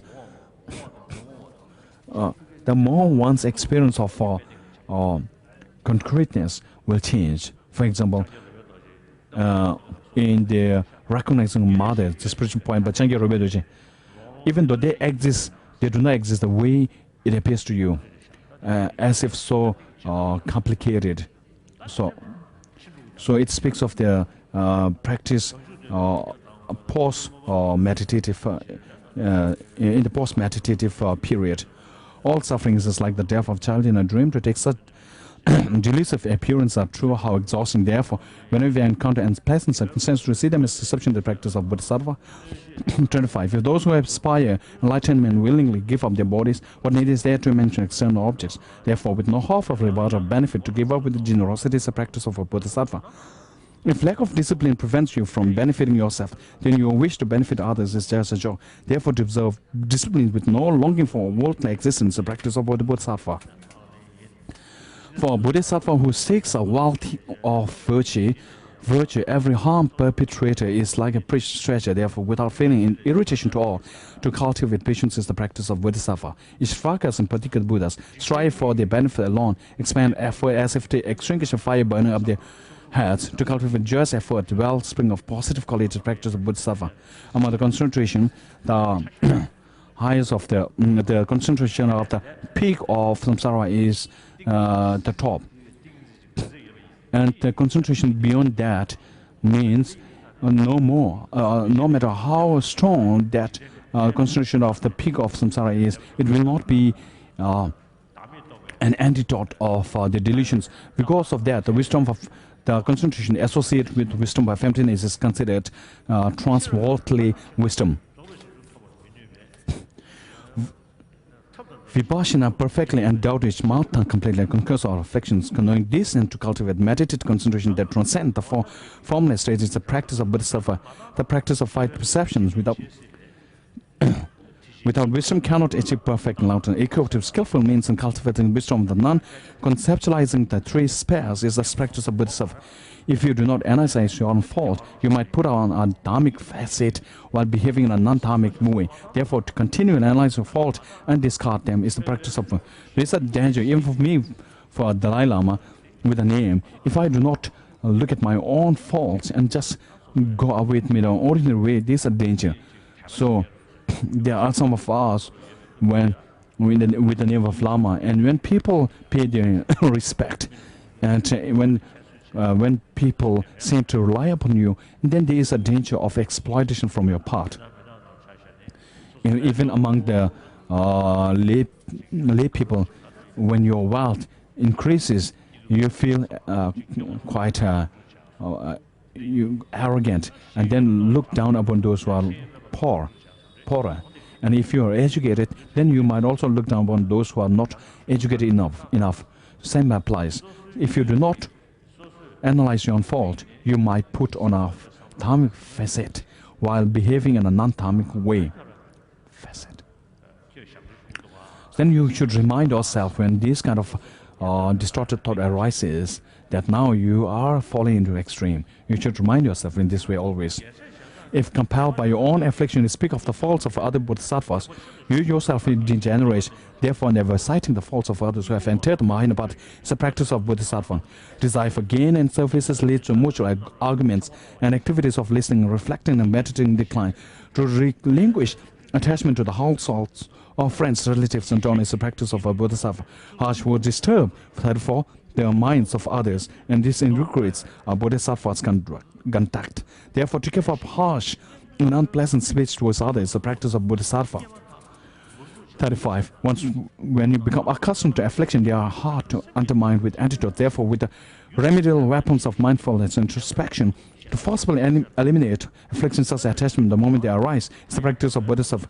In brief, wherever you are and whatever you are, always examine the state of your mind. Continuously working for the welfare of others is the practice of bodhisattva. To dedicate merit that accumulated through these efforts to enlighten with a wisdom free of concepts of the true spare, in order to eliminate suffering of all beings, is the practice of 37. Commentary. These are the 37 practices. Then now the later stanza says, by relying on the words of Zen Master, I explain the meaning taught in the Sutra, Tantras, and other treatises in the form of these 37 practices to benefit those who wish to train in the Bodhisattva's path. Because my intelligence is small and my studies few, I lack linguistic skills to please the scholar. Yet since they are based on true translations of the masters, I believe these practices of a bodhisattva are flawless. Nevertheless, since the vastness of bodhisattvas conduct is difficult to fathom by someone like me with an inferior intellect, I pray to the Zen masters to consider with patience all my flaws with such contradictions, incoherence, or so forth. But Gyalsey Thokme Sangpo looks like written a commentary on the ornament of sets of sutra by Maitreya. He is a great scholar himself. By virtue of merits gained he gathered here, and by the power of conventional ultimate bodhicitta, all sentient beings become like the benefactor of Avalokiteshvara, who dwell neither in the extreme of samsara nor in that peace of peace. The Khunu Lama, which is Praise of the Bodhicitta, is quite extensive. We may not be able to cover today. So generation of aspirational bodhicitta. I have taught the 8 verses of mind training and 37 practices, and these words are not difficult to fathom. And when you have time, read these texts, and then you could actually transform your negative circumstances into positive ones, and your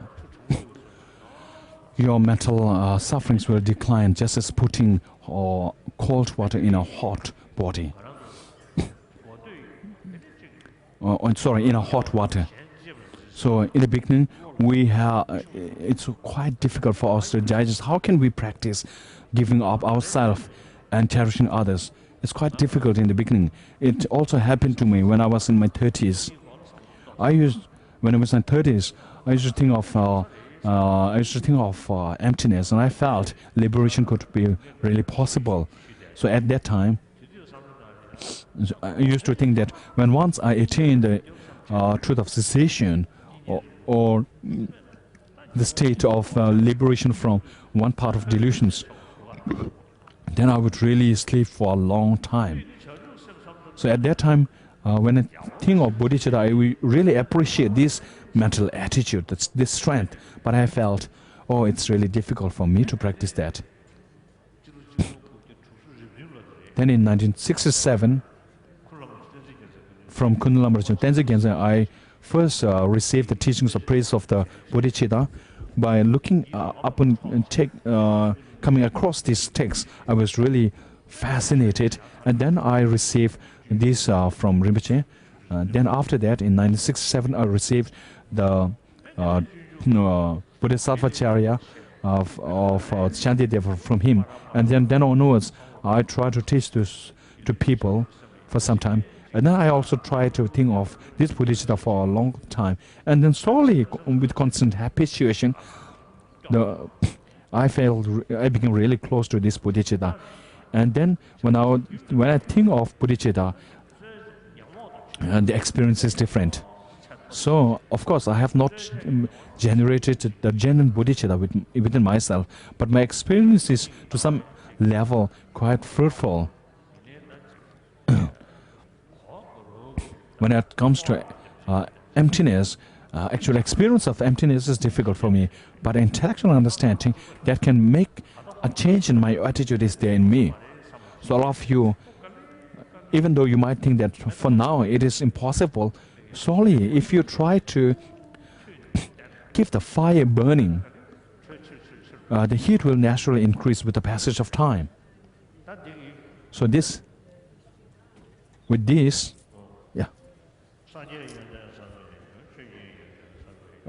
tea offering.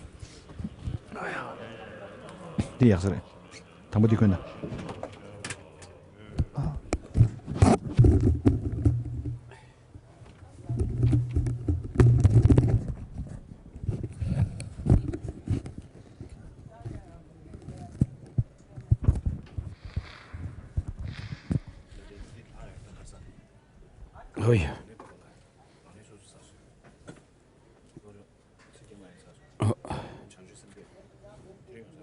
Oh yeah.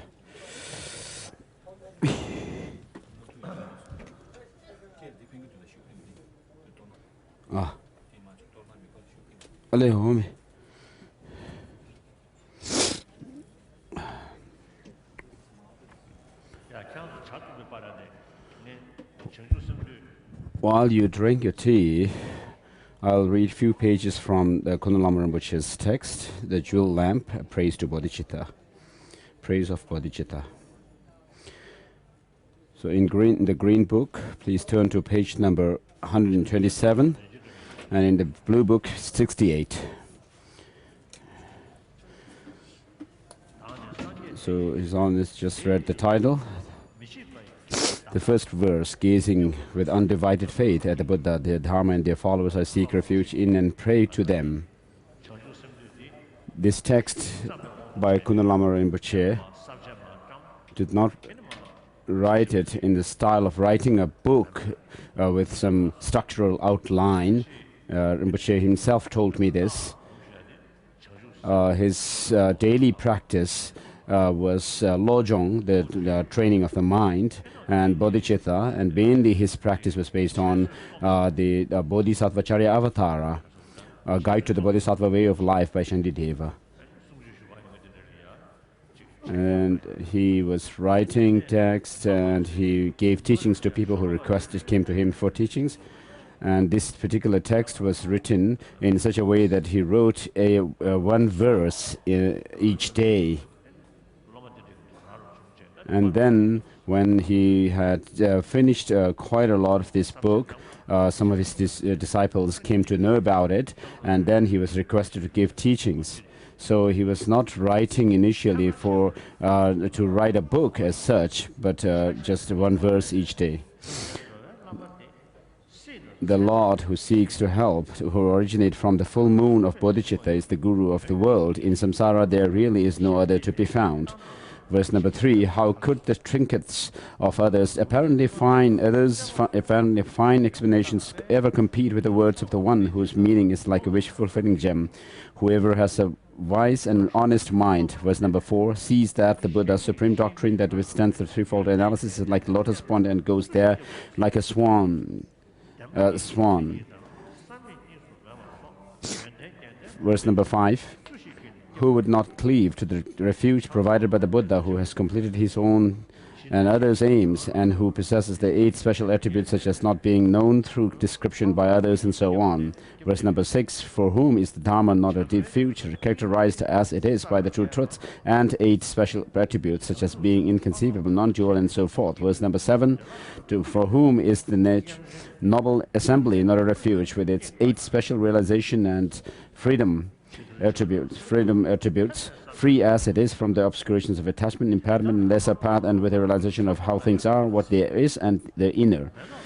Verse number 8, I think that even with Saraswati in one's throat, it would be hard to find an example for the great wish-fulfilling bodhicitta tree that so easily and accomplishes people's desires, flourishing in the ground of compassion and watered by love. Verse number 9, how could verse number 9 and 10 finished. Now let's turn to the stages of meditation from where we left yesterday.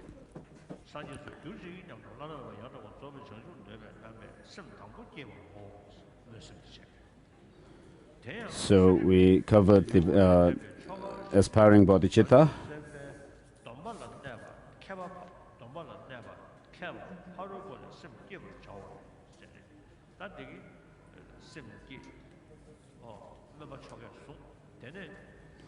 So having generated bodhicitta, and then cultivating the aspiration of bodhicitta through ritual, and then taking the bodhisattva vows. With regard to that, in the Sakya tradition, there is the system of taking bodhisattva vows according to the Chittamatra view and Madhyamaka views, philosophy. For example, according to the Asanga's text, and also according to Shantideva's text. And then there is also a system of taking, the practice of taking the bodhisattva vows based on the Jambal Sutra. So of course there are various texts or rituals that you follow to take bodhisattva vows.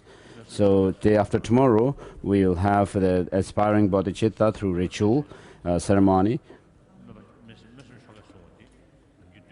As I usually do, and then the Bodhisattva vow comes during the actual initiation.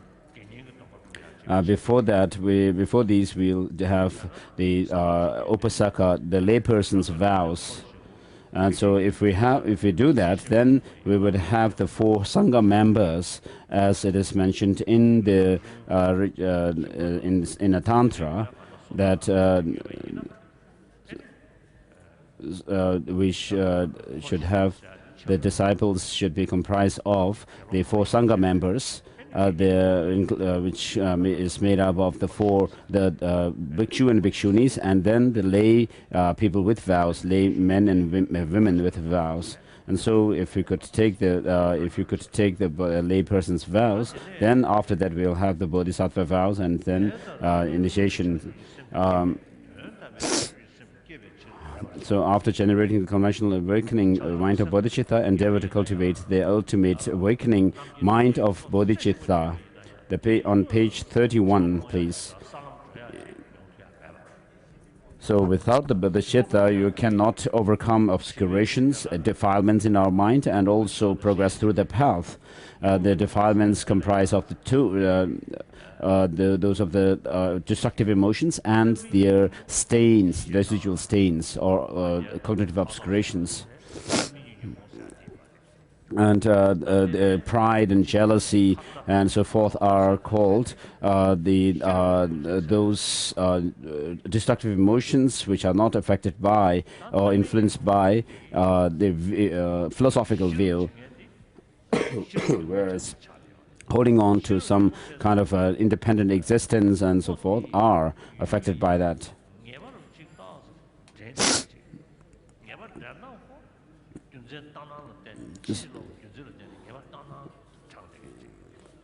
And so when we have the transitory view of transitory collection, or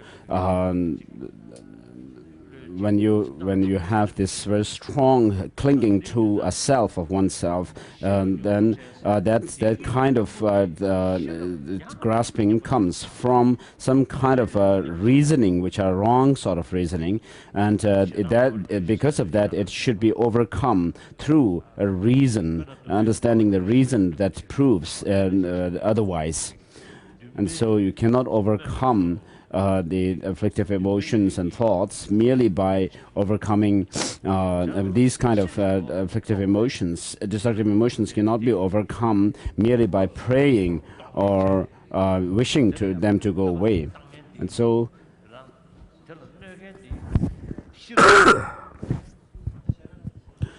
so only through the cultivation of wisdom, which realizes which sees the truth, the reality, can you overcome this kind of destructive emotions, which go directly against them, diametrically against, opposite to this kind of destructive emotions. And secondly, in order to progress through the path and the grounds of the bodhisattvas and so forth, you actually progress while you are in a state of meditative equipoise, and not during the post-meditation session. So it's not enough to only have the good heart, such as bodhicitta and so forth. So you should have the wisdom realizing emptiness, which is kind of influenced in a great way by bodhicitta, and then with the help of bodhicitta you can progress along the grounds. The ultimate bodhicitta, page 31, the ultimate bodhicitta is transcendental and free from all elaborations. It is extremely clear. The object of the ultimate stainless and unwavering, like a water lamp undisturbed by the wind.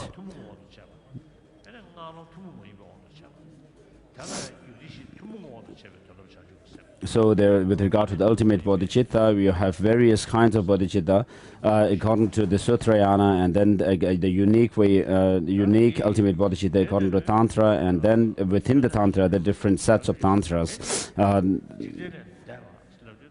So it is the ultimate bodhicitta is transcendental, So here Transcendental refers to superior beings, the Arya beings or Pakpas, who have gone beyond the ordinary state, ordinary level of beings, which means that they have seen the truth, the reality of emptiness directly. And until then, you are not called a transcendent one.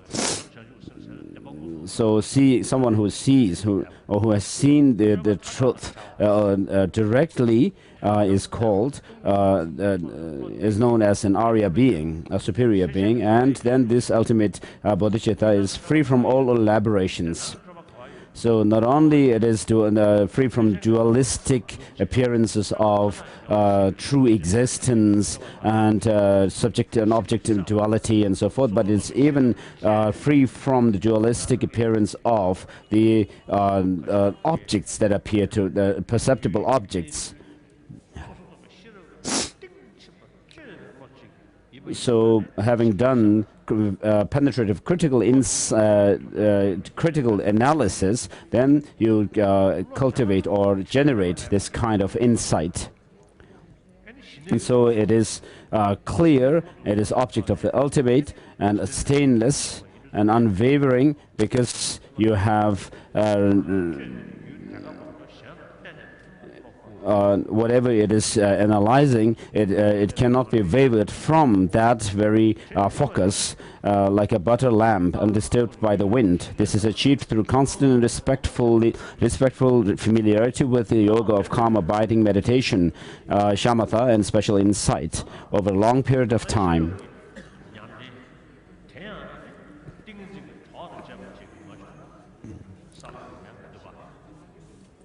So without the help of the single-pointed concentration and vipassana, you cannot progress along the path and grounds. Of course, once you have developed bodhicitta, you have entered the Mahayana path. And then once you have developed the true, genuine sense of renunciation, wishing to go out of samsara, then you have entered the path of the Shravakas and so forth. And then in connection with the Theta Gade Gade mantra of Heart Sutra, the first Gate refers to the path of accumulation, which is the first Bodhisattva path, and then the second Gate refers to the path of preparation, which has to be achieved with the help of single-pointed concentration, without which there's no way you can actually reach the path of preparation. What we are stuck with is this. The single-pointed concentration. I feel that I can actually have gain insight into emptiness if I do some analysis and critical analysis, investigation of the reality of things. And also that of the bodhicitta. I feel that if I put some effort, I can. So sometimes we tend to criticize, we can tend to underestimate concentration, the single-pointed concentration, saying that, oh, this concentration is generally even not a Buddhist path, and it will lead you only to samsaric rebirth in the higher forms of higher forms of life or higher realms and so forth. But we are actually lacking in it. So I have heard that in the South Indian monastic institutions, the quality of education or the standard of education is rather declining a little bit, and so the Tirambuchi, Gaden Tirambuchi, and then the Gaden, two dignitaries, two masters next to him. We have to, with the help of these masters, it is very important to review the curriculum and where we are actually going wrong and where we are lacking.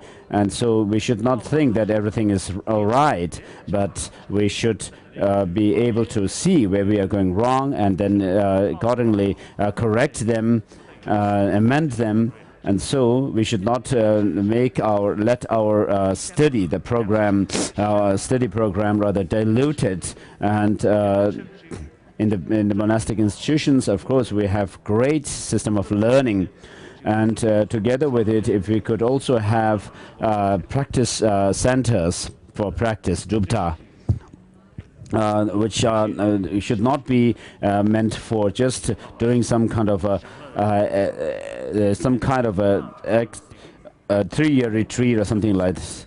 One of Tashikil monastery's great masters, Shanglawa, has said that by doing some retreat without being able to overcome one's own afflictive thoughts and emotions, destructive emotions, by actually sending the mala, the beads, I mean your nail would wear out rather than wearing out the inner afflictive emotions. And so there's danger even of being reborn as wrathful deity, wrathful spirit, if you do practice of very high wrathful deities.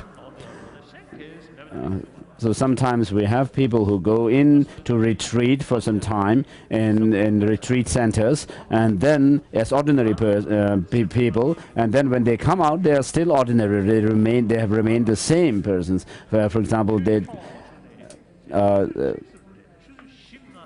if you are doing, for example, the 3-month retreat, even if you cannot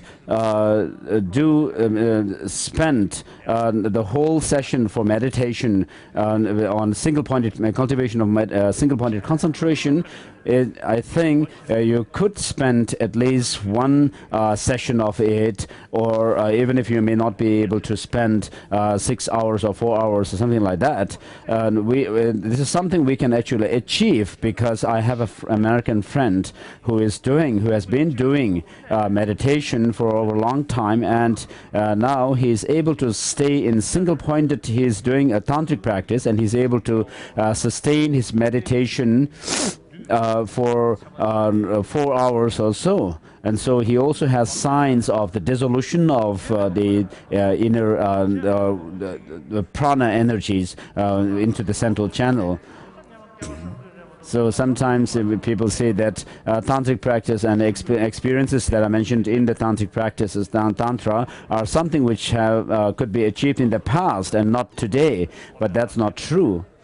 So for having done this practice for the last 20-30 years, you could have actually special experiences, and also the signs of dissolution of different elements,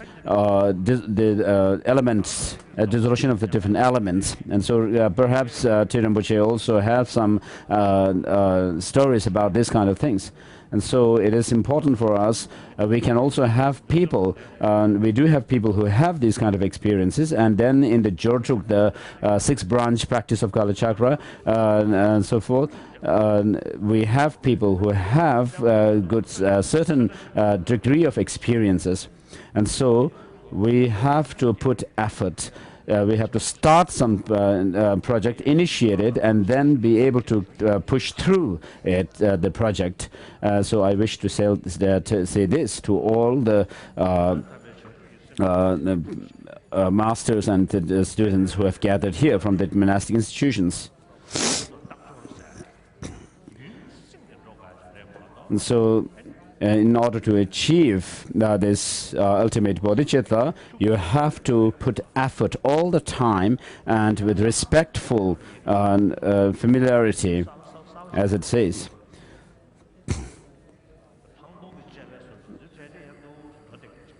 So we can do penetrative insight meditation, within which we do analysis of the reality of things. But when we do the concentration practice, we have to focus your mind. You have to focus your mind on one single object without wavering from it.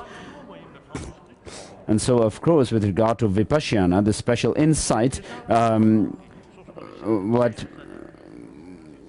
we are doing is we do analysis of things, and then as the analysis becomes finer and finer, you even shift your focus also.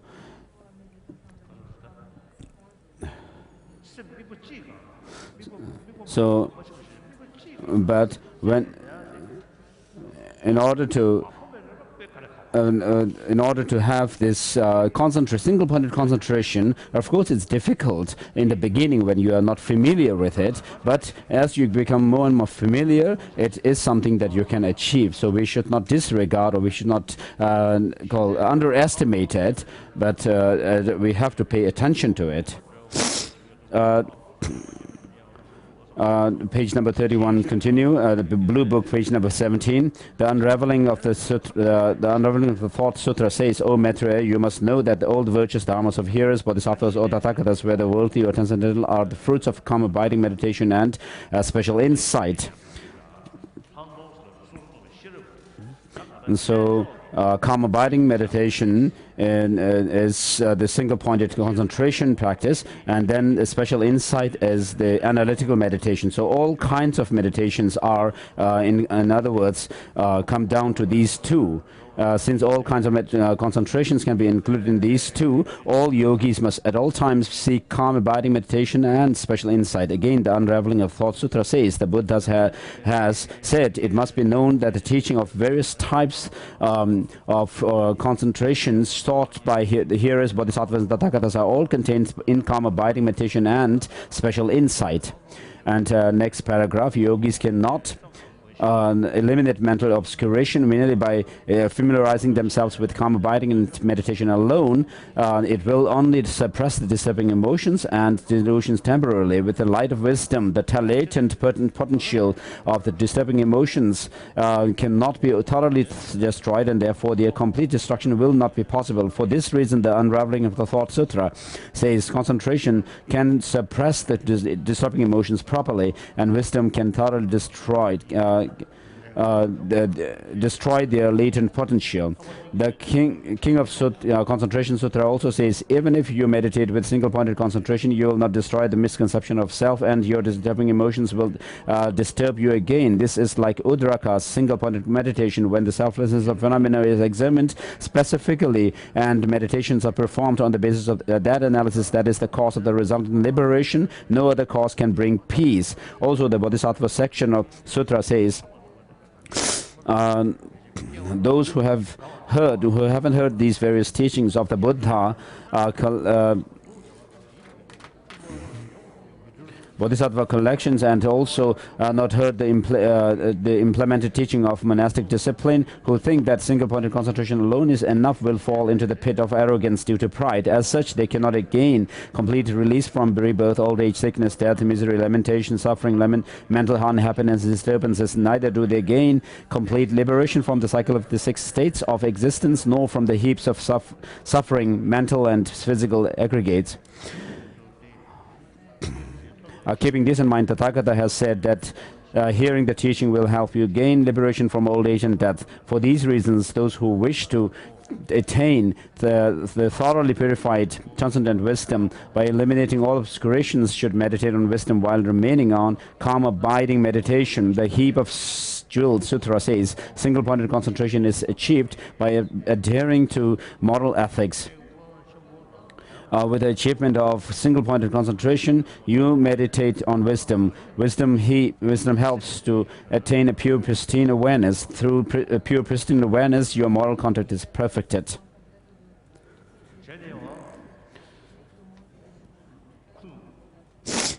So next paragraph also is finished. So there are lots of scriptural citations, but the point here is being made is that we should cultivate shamatha and vipassana, calm abiding meditation and insight, penetrative insight, and in order to make progress through this one's experience, one has to have a very stable concentration. On top of that, through that, when you do analysis with wisdom, intelligence, and you gain insight into the reality of phenomena, reality of things. So these two have to be combined. In other words, it is said. Yogis, page number 37, a yogi's mind, blue book number 19. And so here, insight refers to doing individual analysis of things.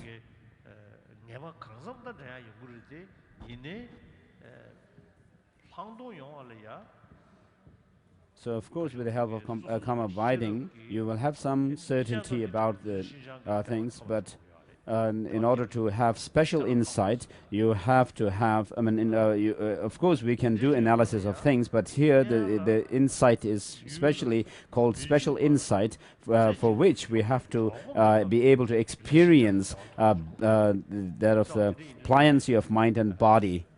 And so pliancy of mind, which comes also when you develop calm abiding meditation.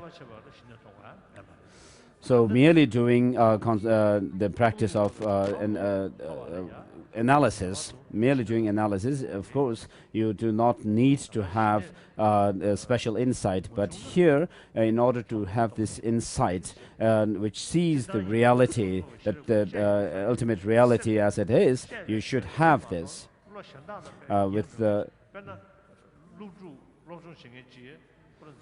So without concentration, of course, you cannot have this special insight.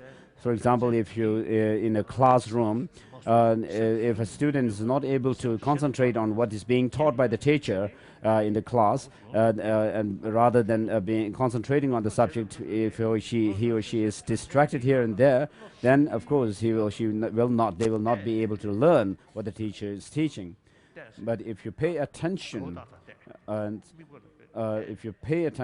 focus your mind on what is being taught, then of course you'll be able to develop that kind of an understanding.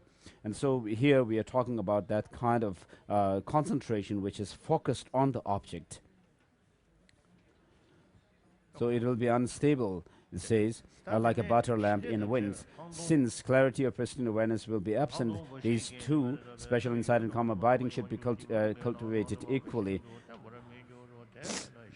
Therefore, the Sutra of the Great and Complete Transcendence of Suffering says, hearers cannot see Buddha nature because their single-body observation is stronger and wisdom is weaker. Bodhisattvas can see it, but not clearly because their wisdom is stronger and their single-body concentration is weaker, whereas the Tathagatas can see all because they possess a calmly abiding mind and special insight to an equal degree. Due to the power of calm abiding meditation, the mind will not be disturbed by the wind of conceptual thought like a butter lamp undisturbed by the breeze. Special insight eliminates every stain of wrong views. Thus, you will not be affected by the views of others. The Moon Lamp Sutra says, by the force of calm abiding meditation, the mind will become unwavering, and with a special insight, it will become like a mountain. Therefore, maintain a yogic practice of them too. So here what is shown is that there is need for both calm abiding and special insight. So common prerequisites. Initially the yogi should seek the prerequisites that can assist him in actualizing calm abiding meditation and special insight quickly and easily. And so in order to be able to efficient in one's own meditation, whatever one is practice, we have to have all the conducive conditions or the prerequisites that are needed for that. Of course, we also need to do the purification and accumulation of merit. The prerequisites necessary for the development of calm abiding meditation are to live in a conducive environment, to limit your desires and practice contentment, not to be involved in too many activities, to maintain pure moral ethics, and to fully eliminate attachment and all other kinds of conceptual thoughts.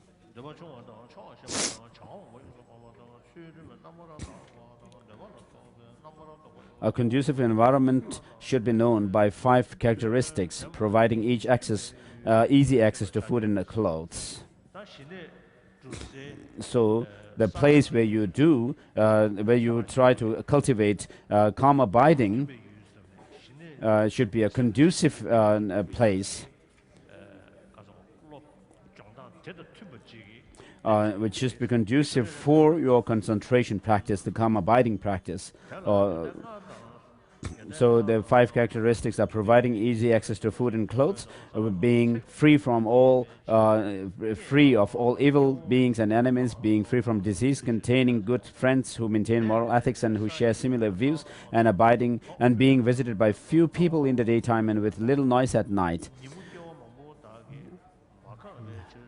Limiting your desires refers.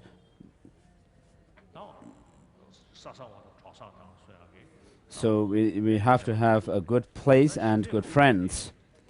So a place where where you wish to cultivate calm abiding has to be a quiet place where there is no loud noises of water, rivers and people making noises, and also lots of wind blowing, but it should be quiet, serene. In the past, the Indian Siddhas have gone to the Himalayan regions. Even today, we find Hindu meditators in the Himalayan regions. So the place should be rather high, elevated, and so that your mind is rather stays elevated. Limiting your desires refers not to not being excessively attached to many or good clothes, such as religious robes and so forth. The practice of contentment means always being satisfied with any little thing, like inferior religious robes and so forth. Not being involved in many activities. It refers to giving up ordinary activities like business, avoiding too close association with householders and monks, and totally abandoning the practice of medicine and astrology. What is pure discipline? It is not to contravene the foundation of the training, the 2 vows, together with the avoidance of misdeeds. So here the 2 vows refers to the Pratimoksha and Bodhisattva vows, whether they're natural or prescribed. And whenever you fail through lack of carefulness, to regret that lapse swiftly and to repair it according to the teaching. Even in the case of the statement that is transgression of the hearer's vows cannot be restored, if there is a regret and an awareness of the intention not to repeat it, and an awareness of the lack of the true identity of the mind that performs the action, or the familiarity with the lack of a true identity of all phenomena, that person's morality can be said to be pure. This should be understood from the sutra on the elimination of Ajata Shatru's regret. You should overcome your regret and make special effort in meditation, being mindful of the various defects of attachment in this life and future lives helps eliminate misconceptions in this regard. Some common features of both beautiful and ugly things in the cycle of existence are that they are all unstable and subject to disintegration. It is beyond doubt that you will be separated from all of these things without delay. So meditate on why you should be so excessively attached to these things, and then disregard all misconceptions. So you should overcome all kinds of desire, attachment and lust. And so physically you should be away from unconducive conditions, but more important is to be free from the mental unconducive conditions. And therefore you should try to lessen all kinds of thoughts, preconceptions. And then what are the prerequisites of special insight? They are to rely on holy persons, to seek very seriously extensive instruction, and to contemplate properly. What type of holy person should you rely upon? One who has heard many teachings, who expresses himself clearly, who is endowed with compassion and able to withstand hardship. I'm just reading ahead of His Holiness in case we're not able to catch up. His Holiness has some pages confused, it looks like.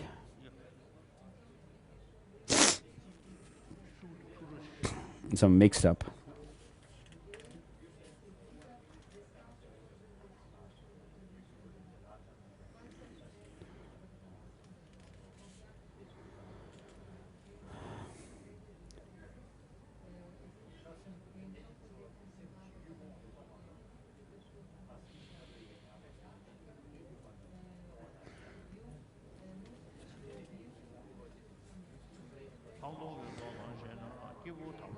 So I've read that part.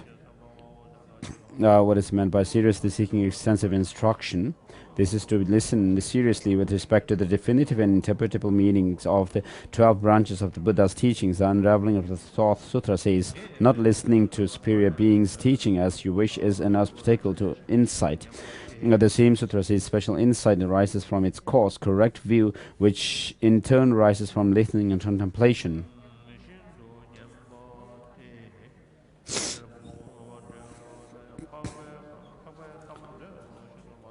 The question of the Narayana Sutra says, Narayana says, through the experience of listening to teaching you gain wisdom, and with wisdom disturbing emotions are thoroughly pacified. What is meant by proper contemplation? It is properly establishing the definitive interpretable sutras. So relying on a holy being is for special insight. Penetrative, since here we are talking about the special insight into the true reality of things. We have to understand what it is. In order for that, you have to hear the teaching, and therefore we need a qualified person to teach that. And therefore, in the Lamrim, it is said the root of the path is guru, spiritual guru, and then how to rely on such a person. And so therefore, since it is important to rely on a qualified master, Lamrim Chamo goes through the characteristic features, definitions of a guru, and how to rely on it, him or her.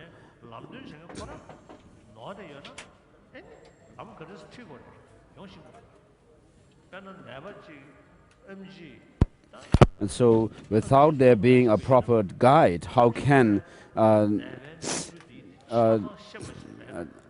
he or she guide somebody? And so, a doctor has to be able to diagnose the sickness or the disease of the patient correctly, without which he cannot actually help him.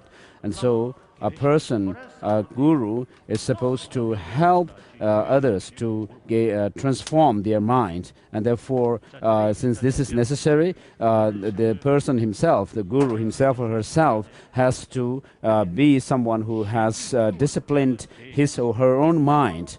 And so, Tsongkhapa says, someone who wishes to tame others' mind should also first tame himself or herself. And Lama Tsongkhapa says that there is no way one can actually help to tame others without being oneself tamed.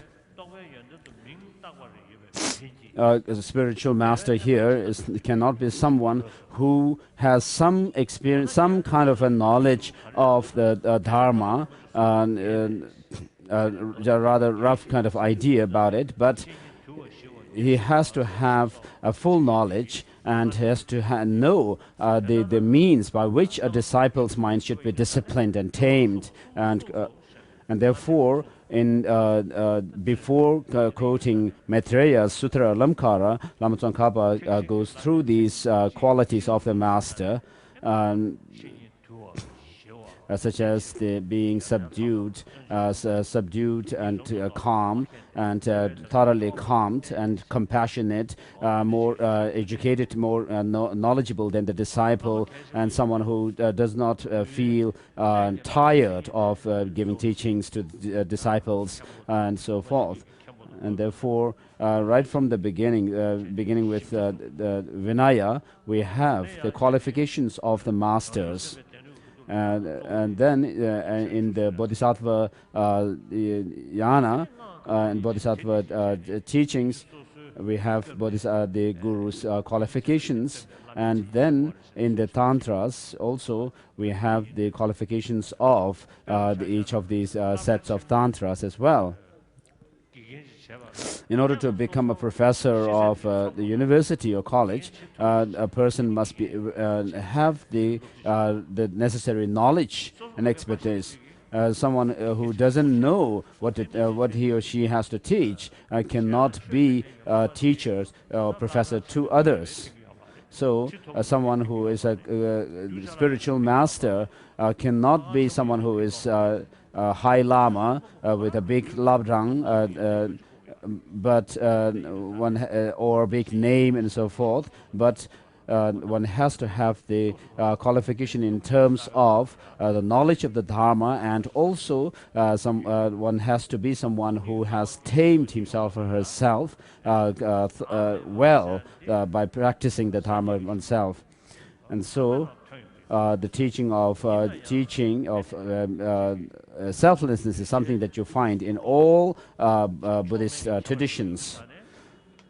And because of differences between the followers of the Buddha, when he teaches selflessness, there are some cases where the Buddha had taught the rough idea of the selflessness. And then there are the number of sutras with regard to that. Of course, there are various different ways of counting the sutras, but here we are concerned more with the sutras which teach the definitive meaning and the interpretive meanings. And so we have to be able to distinguish between these two within the sutras. So if we have to resort to another sutra to prove that some other sutra is definitive teaching, we would have to again find another sutra to prove that one as being definitive, and then it's infinitely regressive it would be. But we have to use reasoning to prove the teaching of the Buddha being definitive. So teaching means means to correct one's mind, and it's not like a history book. If we study history, of course, we should know the dates and who lived at a certain time and so forth. But here we are talking about transformation within our mind. Therefore, someone who shows that path to others has to have some experience of what you transform and the transformative measures, and should be able to have some experience of the transformation that goes within oneself.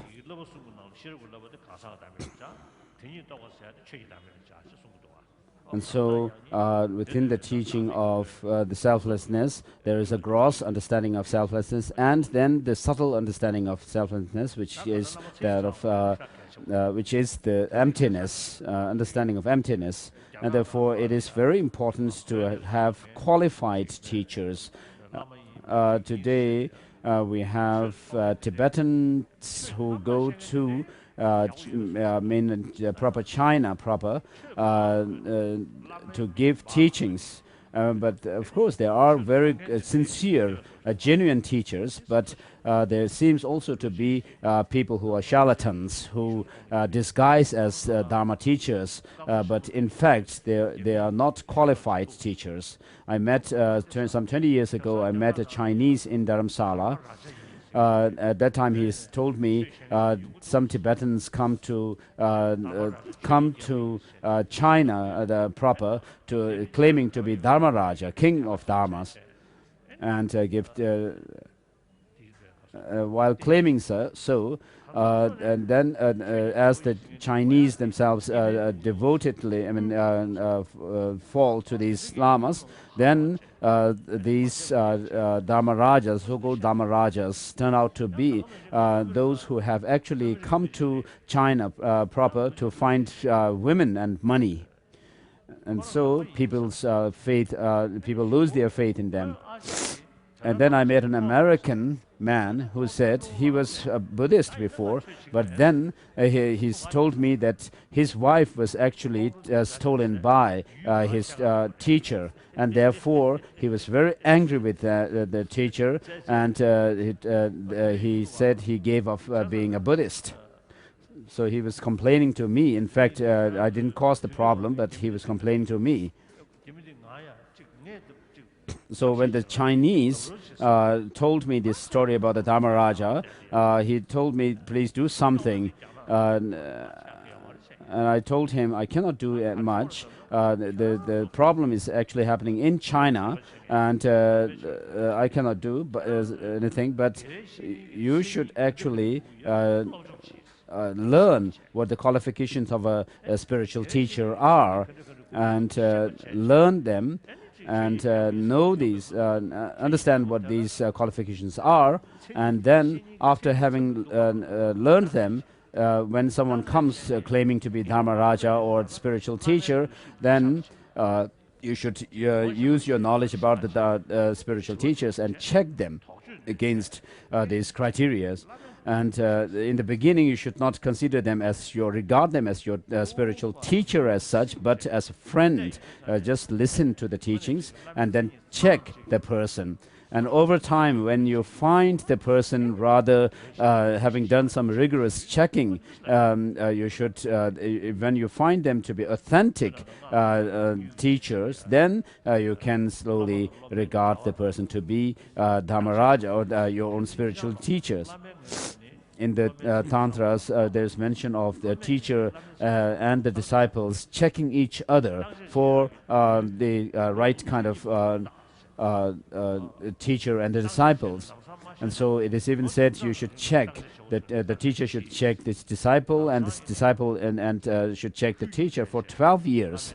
And you should not just jump to the conclusion of them regarding someone as one's spiritual guru. In the three vows of the distinction of the three vows of Sakya Pandita, he says that when people are engaged in business of buying and selling horses and so forth, and what the businessmen do is actually check those animals themselves and for their quality, and also ask others who are more experienced, and then decide to buy them or not. So if for this kind of temporary benefit, temporary pleasure, people do so much investigations. They put so much effort in checking whether what they are going to buy is the right thing to buy and so forth. But when it comes to teaching the Dharma, then Sakya Pandita says that just as the dogs eat whatever they find, eatable they find, people tend to jump to anyone who comes to say that they are giving some teaching without doing any kind of analysis or investigation or examination of the person who is teaching, whether that person has the right criteria or not. And so you are listening to my teaching, and therefore you should also check whether I am qualified teacher or not.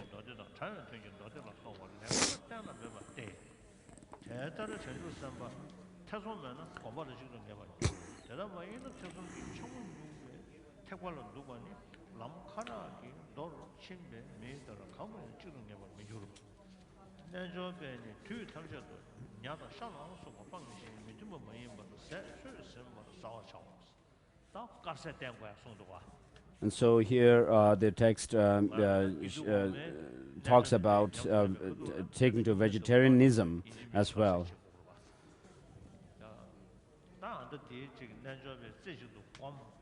So when a yogi, so it says when meditating, a yogi should first complete all the preparatory practices.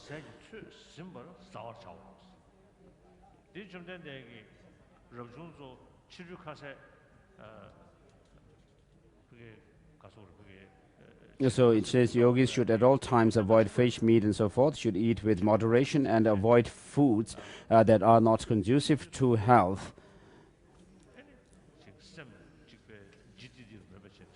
So when you do meditation, your mind should not be rather heavy, but you should be very fresh And so avoiding meal after lunch helps your health as well. And so when the next day you'll be rather fresh when you wake up. So I joke with some Westerners, and there are some Westerners who are rather fat. And then I tell them, because they are so concerned about their health, because of their fatness, I tell them that they should actually practice not eating after lunch. Thus, bodhisattvas who have assembled all the prerequisites for calm abiding meditation and special insight should enter into meditation. When meditating, a yogi should first complete all the preparatory practices. He should go to the toilet in a pleasant location free of disturbing noise. He should think, I will deliver all sentient beings to the state of enlightenment. Then he should manifest great compassion, the thought wishing to liberate all sentient beings, and pay homage to all the Buddhas and Bodhisattvas in the 10 directions.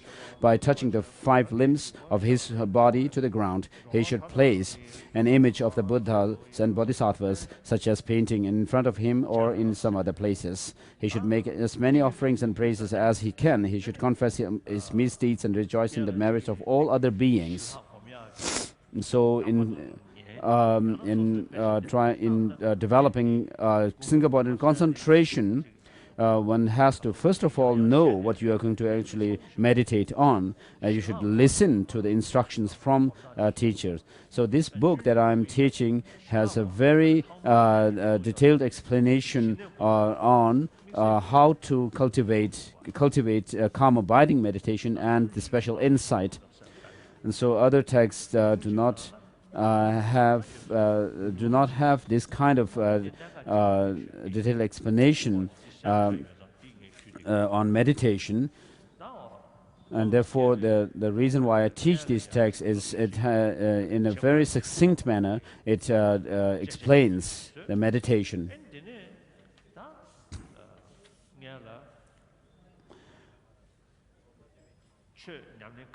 So whatever meditation practice of Dharma you do, or whatever, for example, if whatever things you do with your body and speech and mind, all the actions are dependent on your motivation. So first you should have the motivation of clear idea of the motivation of bodhicitta, which is brought about by compassion. And then you should do the 7-limb practice, whether you use Shantideva's Bodhisattvacharya Avatara or the King of Prayers.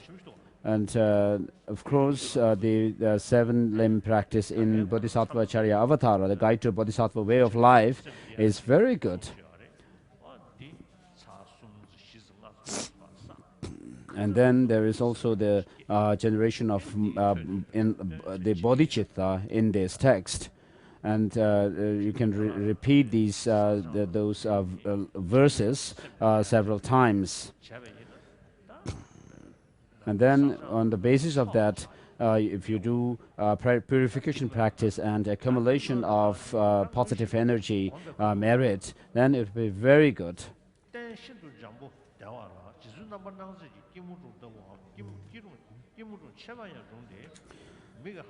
Then you should sit in a full lotus posture of Merochana, or a half lotus posture, or comfortable on a comfortable cushion. The eyes should not be too widely opened or too tightly closed. Let them focus on the tip of the nose. The body should not be bent forward or backward. Keep it straight and turn the attention inwards.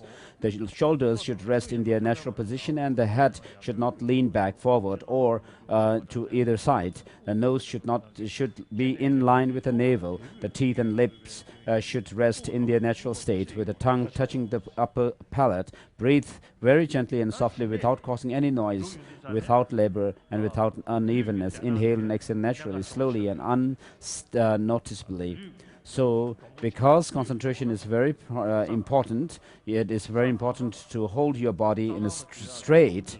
When your body is straight, then the channels in the body would be rather straight, and then because of that, the wind energy, the prana energy, would also flow rather well. So if you lean your body to the sides and so forth, then they could also, because of the wind movement of the wind energy, it could cause you all kinds of preconceptions. So body should be straight, and then your legs should be in this lotus posture or half lotus posture, and then your chin should be. Some arrogant people rather hold their chin up like this, and whereas in meditation you should bend your chin slightly inwards. And with regards to the nose tip being in line with the navel, if you were to put a thread straight from the tip of your nose, it should the other end of the thread should be somewhere near the at the navel.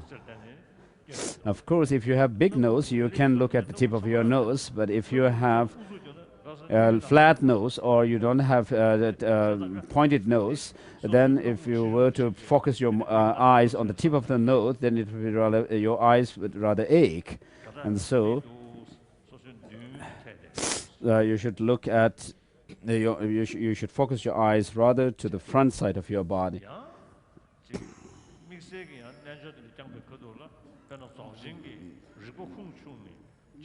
In certain special meditations of like Dzogchen, of course there is a way of staring in the space, and then in the sixth branch practice of Kalachakra, you actually focus your two eyes upwards and towards the inside of the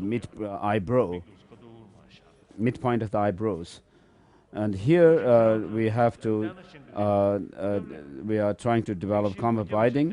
Therefore, the eyes should rather focus in front. Sometimes without wearing glasses, it's rather clear. When you have glasses, it seems you have a clearer idea of the things that you focus. When you don't have the glasses, then of course the things do not appear so clearly. They are rather faded. Of course, when you meditate, the sense consciousnesses do not actually work actively. So in front, the colors should not be too bright, because then you are distracted by that. Because you see that brightness, your eyes see them, and your mind is distracted accordingly. And then your lips should be rather naturally kept. If you have no teeth, of course, then you have to just purse your lips. And the tip of the tongue should touch the upper palate.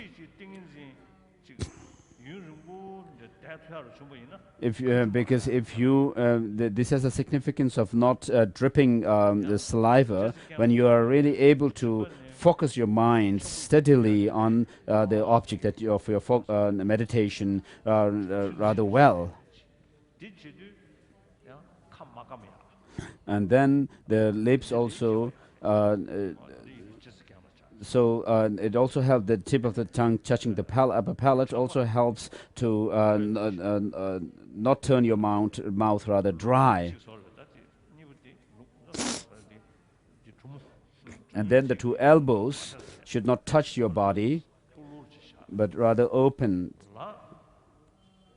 further from your body. And then with regard to hands, His Holiness is showing these gestures. Your left hand should be under the right hand. So the left palm is holding the right hand, and then the two thumbs, tip of the two thumbs are touching. And then you place your hands in this gesture at the navel, and the seat should be slightly higher at the back side and lower at the front. and this helps in not feeling tired. And then put kusha grass underneath your cushion or durva grass underneath your cushion. This also has the significance in relation to Tantra. The tip of this grass should be pointed inwards.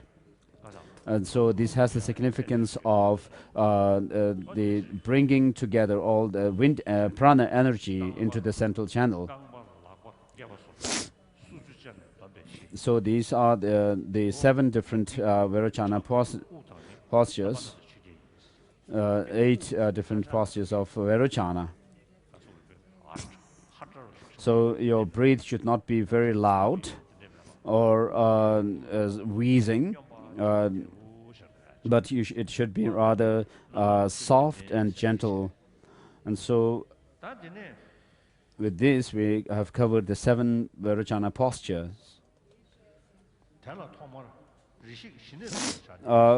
Calm abiding meditation should be achieved first. Calm abiding is that mind which has overcome distraction to external objects and which spontaneously and continuously turns toward the object of meditation with bliss and pliancy. That which properly examines suchness from within the state of calm abiding is special insight. So here calm abiding means your mind is focused totally on what the object of your focus, and without distraction, and so without any other thoughts going on, you have only that focus in your mind, and then it stays on that object. Therefore it is called calm abiding. So your mind should not be rather spaced out. It should be very acutely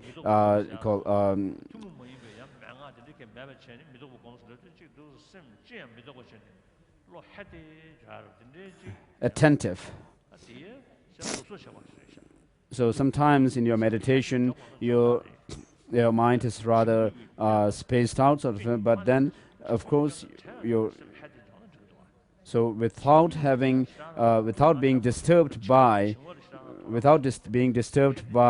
the mental laxity or mental sinking, then of course you should be able to focus on your hold your focus in your mind. So because if you let the mental laxity to grow and build in your mind while thinking that you are actually thinking that you are focused and without having any kind of a thought processes going on, sometimes it could happen that the mind becomes duller, and this is because of this building up of laxity within your mind. I have met some people who have told me this kind of experience, and having done some meditation, later on when they read some texts, and their understanding and comprehension was not so clear as before. And so the mind should be very attentive, very concentrated and stable, like a mountain, very firmly standing, it's called focused. So that whatever focus you choose, you can actually divert your mind towards that at your will. And when you actually bring your mind back to a specific focus, you are able to do that as well. And so it is not so surprising even if you are able to stay in some meditation, but if you are affected by, influenced by, if your mind is rather influenced by laxity, that which properly the cloud of jewel sutras reads, calm abiding meditation is a single-pointed mind. Special insight makes specific analysis of the ultimate.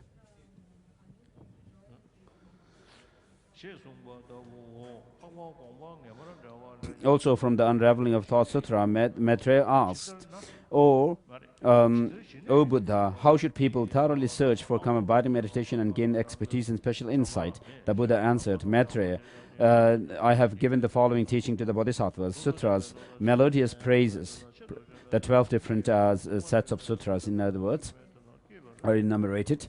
Bodhisattvas should properly listen to these teachings, remember their contents, train in verbal recitation and thoroughly examine them mentally. With perfect comprehension, they should go alone to remote areas and reflect on these teachings and continue to focus their minds upon them. They should focus mentally only on those topics that they have reflected upon and maintain this continuously. This is called mental engagement. When the mind has been repeatedly engaged in this way and physical and mental pliancy have been achieved, that mind is called calm abiding. This is how bodhisattvas properly seek the calm abiding mind. When the bodhisattva has achieved physical and mental pliancy and abides only in them, he eliminates mental distraction. So without being distracted or falling prey to the laxity, but being able to remain focused single-pointedly on your object of meditation. So here we have the 12 sets of sutras that are enumerated, and then we have also the teachings on the 4 sutra which teach the 4 seals. So all composite phenomena are come down to these 5 categories of the 5 aggregates, and so these are the focus of the calm abiding meditation. And then when you actually disperse or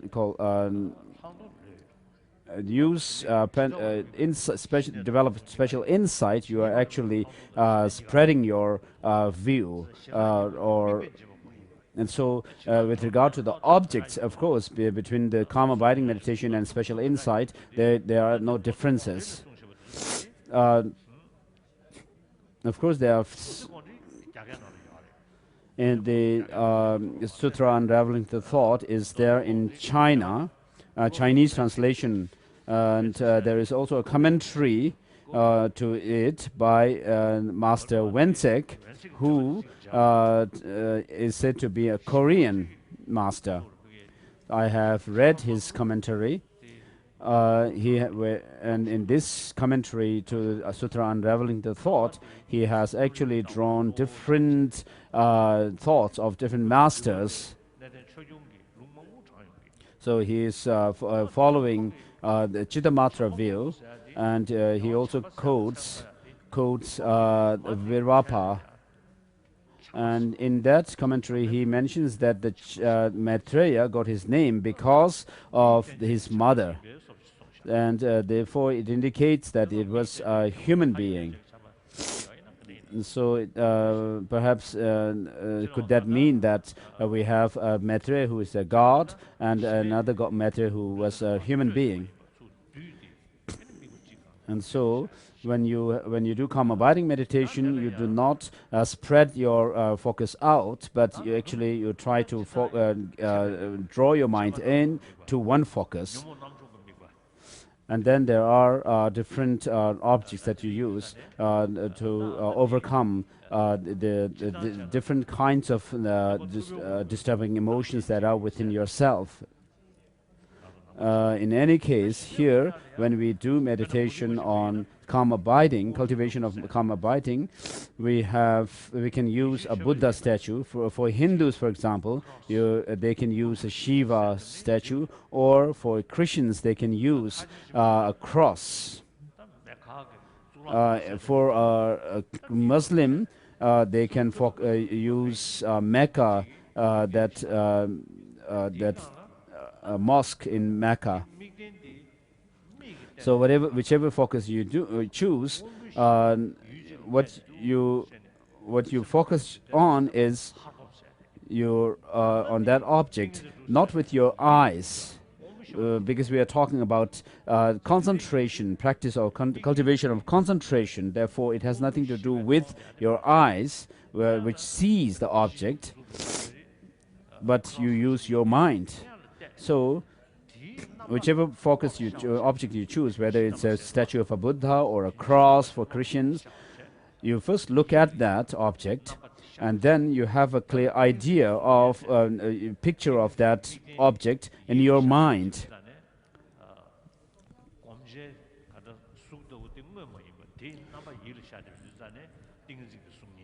So this object that, or the picture of that object of that forms in your mind is the focus of your meditation. It is even called the image of the mind. And so you try to focus your mind on that particular object. When you are able to actually focus your mind on that object, the picture of the statue of Buddha or whatever, rather well, then the sensory perception cease to work. So even when there is some kind of a loud noise going around, you will not be able to hear them.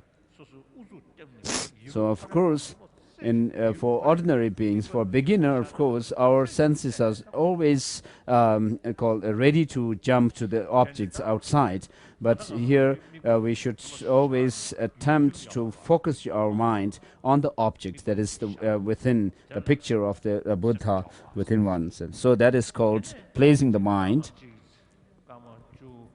And then if you are able to place your mind on the object 5 or 10 minutes or 20 minutes or so forth, continuously, that is called continuous placing.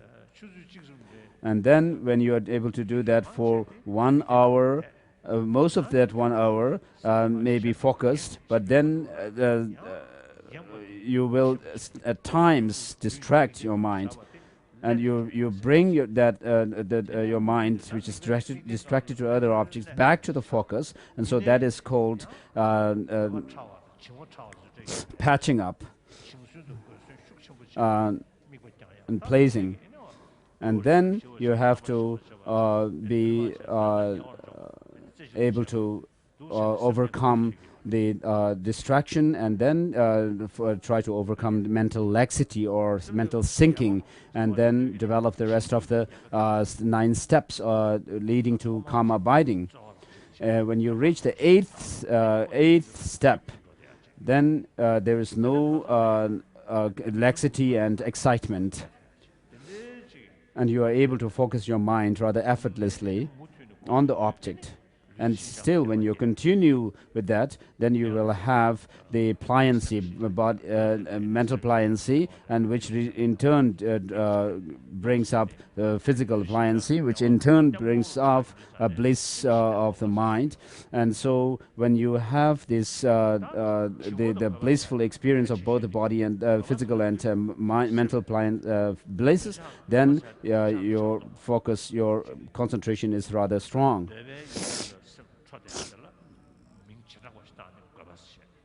And so, while developing calm abiding, there are 2 obstacles to it. One is distraction, and then there is the excitement. The excitement is more of this mind which is distracted towards or sensual objects. Whereas the other factor which obstructs one's development of calm abiding is mental laxity or mental sinking. So with that, of course, you will have with mental laxity, what happens is that you do not have a very strong, intense kind of clarity of the object. So you should have stability, which means that the mind stays on the object and it is alert, attentive, and so without laxity. Where there is no alertness and attentiveness, then you have the mental laxity. And so while doing meditation, sometimes your mind becomes overcome with laxity, and in order to bring your mind up, you have to cheer yourself up, and uplift it. Whereas if you uplift it too much, there is danger of excitement. And when that happens, when distraction or excitement happens, you will again have to bring the mind back to the focus by reflecting on the suffering nature or the impermanent nature, which makes the mind more sober. So our mind is such that because of our thinking, we have pleasure and pain. When you think about something from a good angle, looking at it from a positive side, then you feel happy. Whereas if you look at the same thing from a negative angle, then your mind gets disturbed. And therefore, when you do calm abiding meditation and mind is distracted by excitement, then you should actually make it sober and we call thinking about suffering and these things, which will actually help to bring the mind back, draw the mind inside, and is then after having overcome this excitement, then you actually focus on the object. So you have to see which state of mind you are in, whether you have excitement or laxity.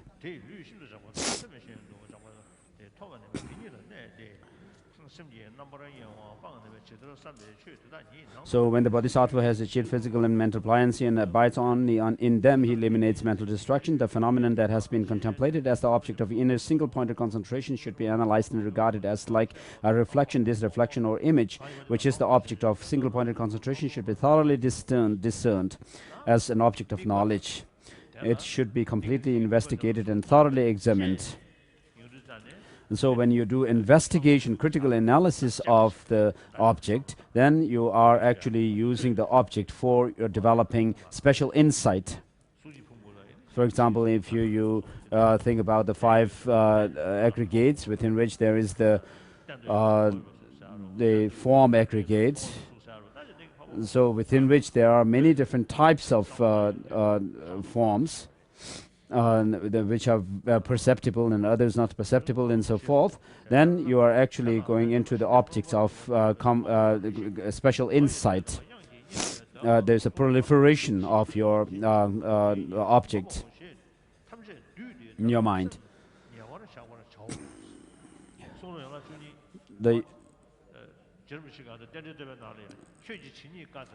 So Lama Tsongkhapa says, whatever the Buddha has taught is taught from the point of view of dependent origination. And there is no teaching of the Buddha which doesn't lead you to the peace of nirvana. And so all teachings can be summarized into 3 points. Those teachings which lead to the reality or suchness, and which makes you approach that, and then finally actually landing there. And so the teachings of suffering and impermanence and so forth are the first category, and then the teachings on the selflessness, gross selflessness, are the second category. And then when the Buddha says, gives teachings like in all the 5 aggregates also are absent of inherent nature, that is actually landing at the final intent of the Buddha. And so all the teachings of the Buddha finally come down to this understanding of the emptiness.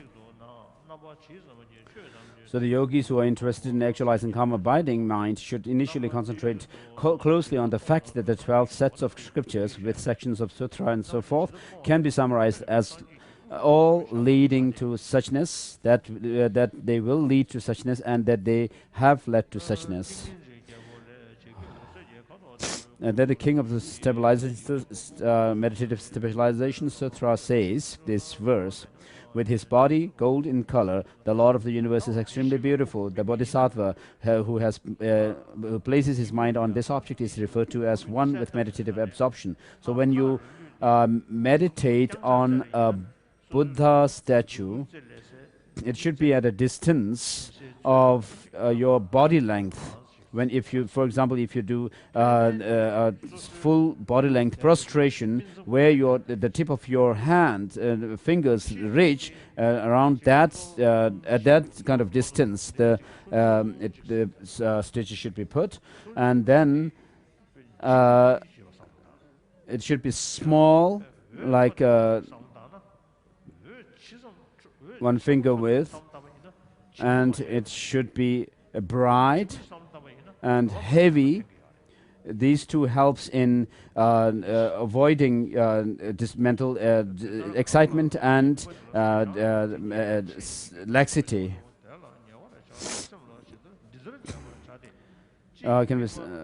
One way of doing this meditation is to set the mind closely on the mental and physical aggregates as an object to include all dharma. In this, so when you meditate, you have to check whether you are having mental excitement or mental laxity.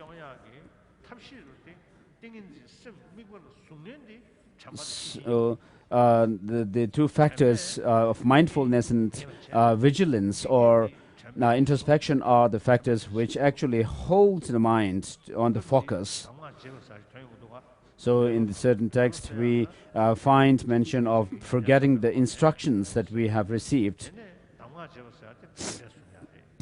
And then there is also the mention of laziness. And so you have to be able to maintain the focus without forgetting it. And while you are focusing on the object, introspection or vigilance checks whether excitement or mental laxity are happening or not. When you are really well trained, then you'll be able to see no sooner these two negative hindrances are setting in, and you'll be able to become aware of them and avert them. Otherwise, you are not able to you're not able to become aware when these two, excitement and laxity, actually occur to you. So you should have always an attentiveness of the mind. Mindfulness and introspection are used for that. Also check for dullness and see whether the mind is being distracted or to external objects. If the mind is found to be dull due to sleepiness and mental torpor, or if you fear that dullness is approaching, then the mind should tend to a supremely delightful object such as image of the Buddha or notion of light. In this process, having dispelled dullness of the mind, try to see the object very clearly. You should recognize the presence of dullness when the mind cannot see the object very clearly, when you feel as if you are blind or in a dark place, or that you have closed your eyes. If while you are in meditation your mind chases after qualities of external objects such as form, or turns its attention to other phenomena, or is distracted by desire for an object you have previously experienced, or if you suspect distraction is approaching, reflect that all composite phenomena are impermanent. Thinking about suffering and so forth, topics that will temper the mind. In this process, the distraction should be eliminated, and with the rope of mindfulness and alertness, the elephant-like mind should be fastened to the tree of the object of meditation. So initially, you have to always be alert whether the excitement and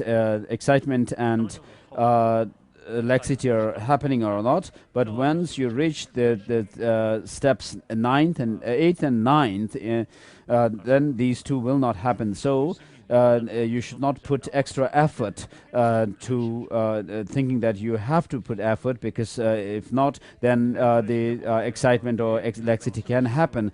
Because this doesn't these two don't happen, you do not overexert yourself during these two last steps in this 9th step to leading to calm abiding.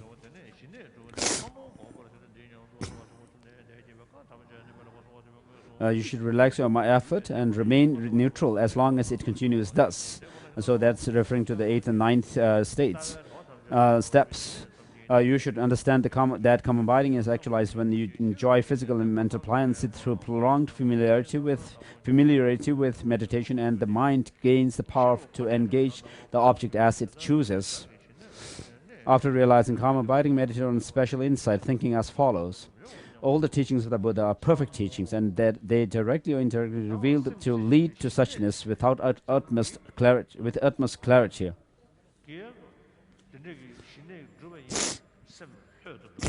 Once you have karma abiding experience, your mind will be rather composed, relaxed, and it's very clear. And it could also cause you to have clairvoyance, some degree of clairvoyance. And so, with this kind of concentration, when you wish to know something, you can direct your mind towards that object, and then slowly, through your familiarization, you will be able to remember past lives and so forth. And so this can be done only with eye consciousness and ear consciousness, and not with other consciousnesses. But then, in Tantra, you can have clairvoyance through the nose consciousness, which takes the smell as its object. So, because of the control of the because of the prana energy that is within yourself, perhaps it also leads you to have some perception of through smell. And so, when you have karma abiding, of course, you are able to have overcome or a certain degree of the desire ram attachment, overcome them. And so, here, this karma abiding is called the preparatory stage of the first concentration ram, which is called the one which can bear anything. Of course, by overcoming the attachment to the desire ram, through this karma abiding meditation, you'll be able to, and when you are able to reach or attain the first concentration of the first form ram, of course you have still not overcome the desire of the three rams as such, but only the desire or the attachment of the desire ram.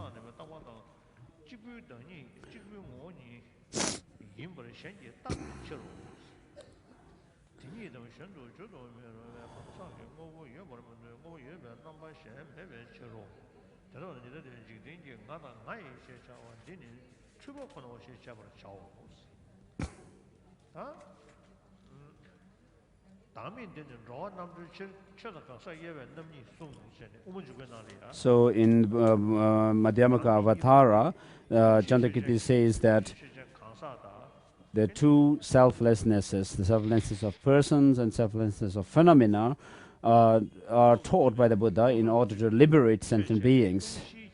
And these two are differentiated on the basis of the distinction between these. The differentiation between these two is not because of the subtlety between the two, but because of the object of which, on which these two are established.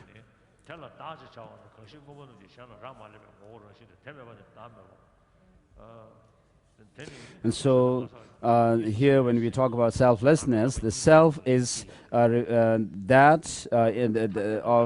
self means the independent existence of things, as it is mentioned in the clear words of Chandrakirti when he comments on. When he comments on the 400 verses of Aryadeva, not the clear words.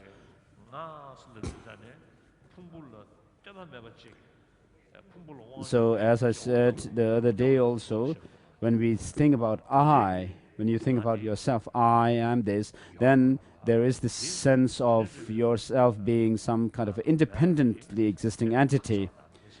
And so such an I does not exist, and this absence of such an I is selflessness.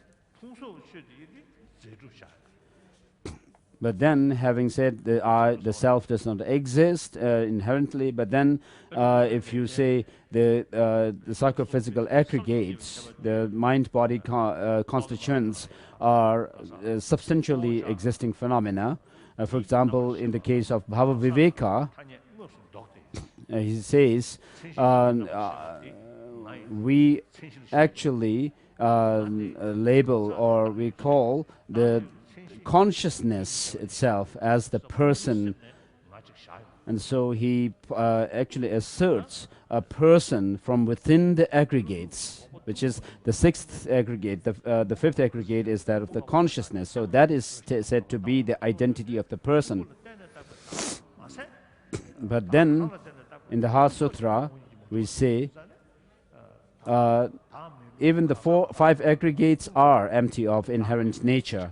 And so, by this, what is shown is that both the self, person, and the psychophysical aggregates, the person is designated on the basis of which a person is designated, both are empty of inherent existence equally.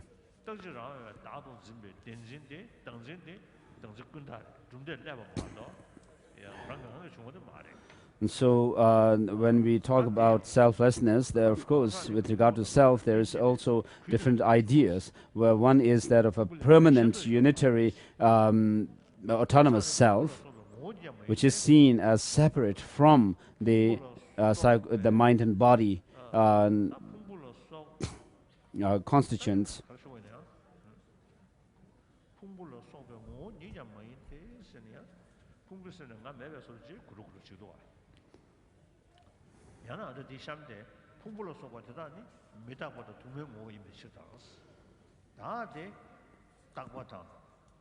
So in this text it says, nor is a person of the nature of the aggregates and so forth, because the aggregates and so forth have the entity of being many and impermanent. Others have imputed the person as permanent and single.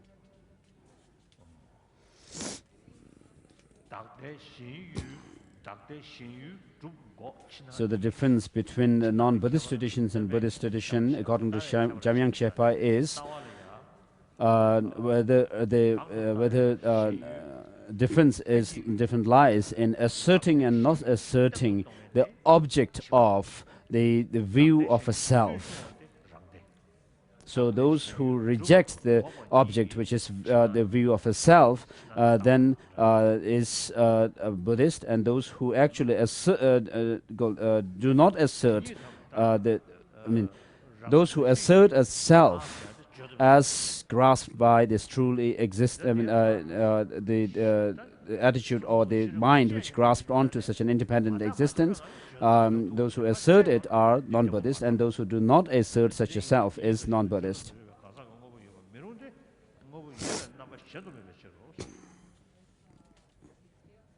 The person as a phenomenon cannot exist except as one or many, because there is no other way of existing. Therefore, we must conclude that this assertion of the worldly I and mind is wholly mistaken. So the I or the self, Atman, asserted by the non-Buddhist, does not exist. But then we also have a notion of an I as if it were independent of the psychophysical aggregates. That too does not exist, and therefore that kind of view is wholly mistaken, it says. And next is the teaching on the emptiness of or selflessness of phenomena. Meditation on the selflessness of phenomena should also be done in the following manner. Phenomena, in short, are included under the 5 aggregates, the 12 sources of perception, the 18 and the 18 elements. The physical aspects of aggregates, sources of perception, and elements are, in ultimate sense, nothing other than aspects of the mind. This is because when they are broken into subtle particles, and the nature of the parts of these subtle particles is individually examined, no definite identity can be found. Therefore, due to the grasping tightly and incorrectly at such things as form and so forth, over beginningless time, the mind itself appears to ordinary people as form and so forth, separate and external, just like the appearance of form and so forth that are perceived in a dream.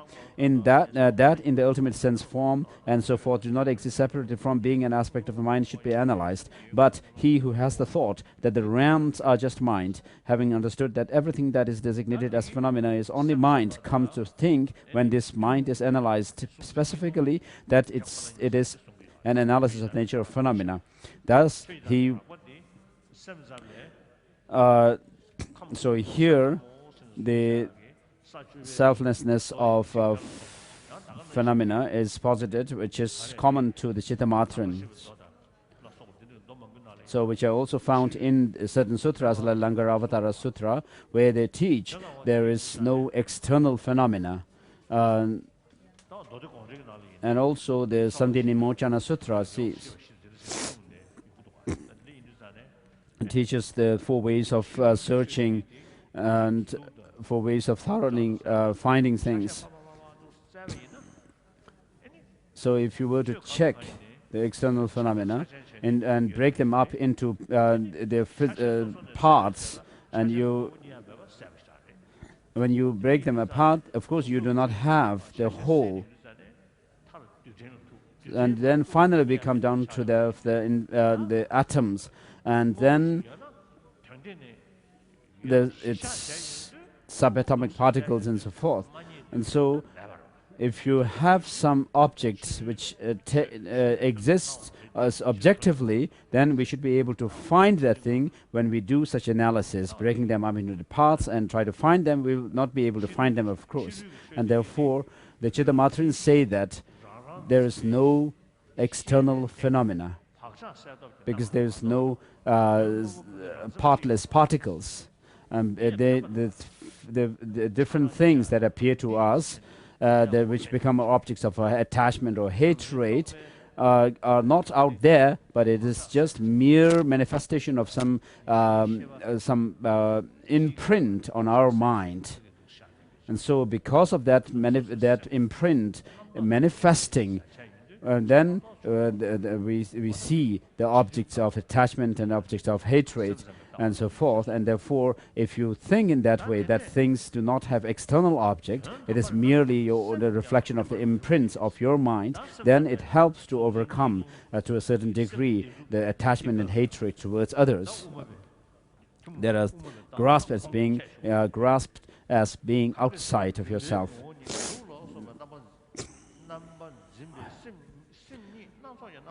Therefore, due to grasping tightly and correctly,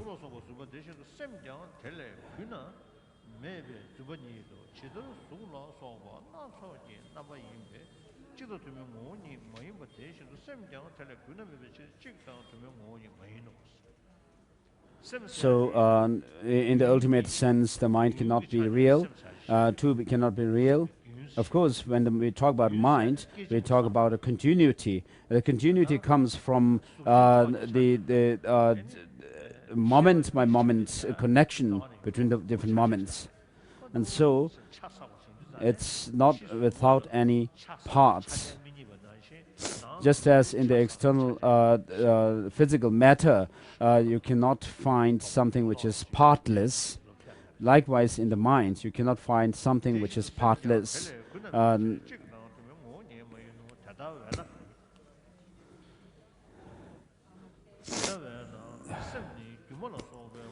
So therefore, the mind by nature is like an illusion. It's on page 57, first paragraph, end of the first.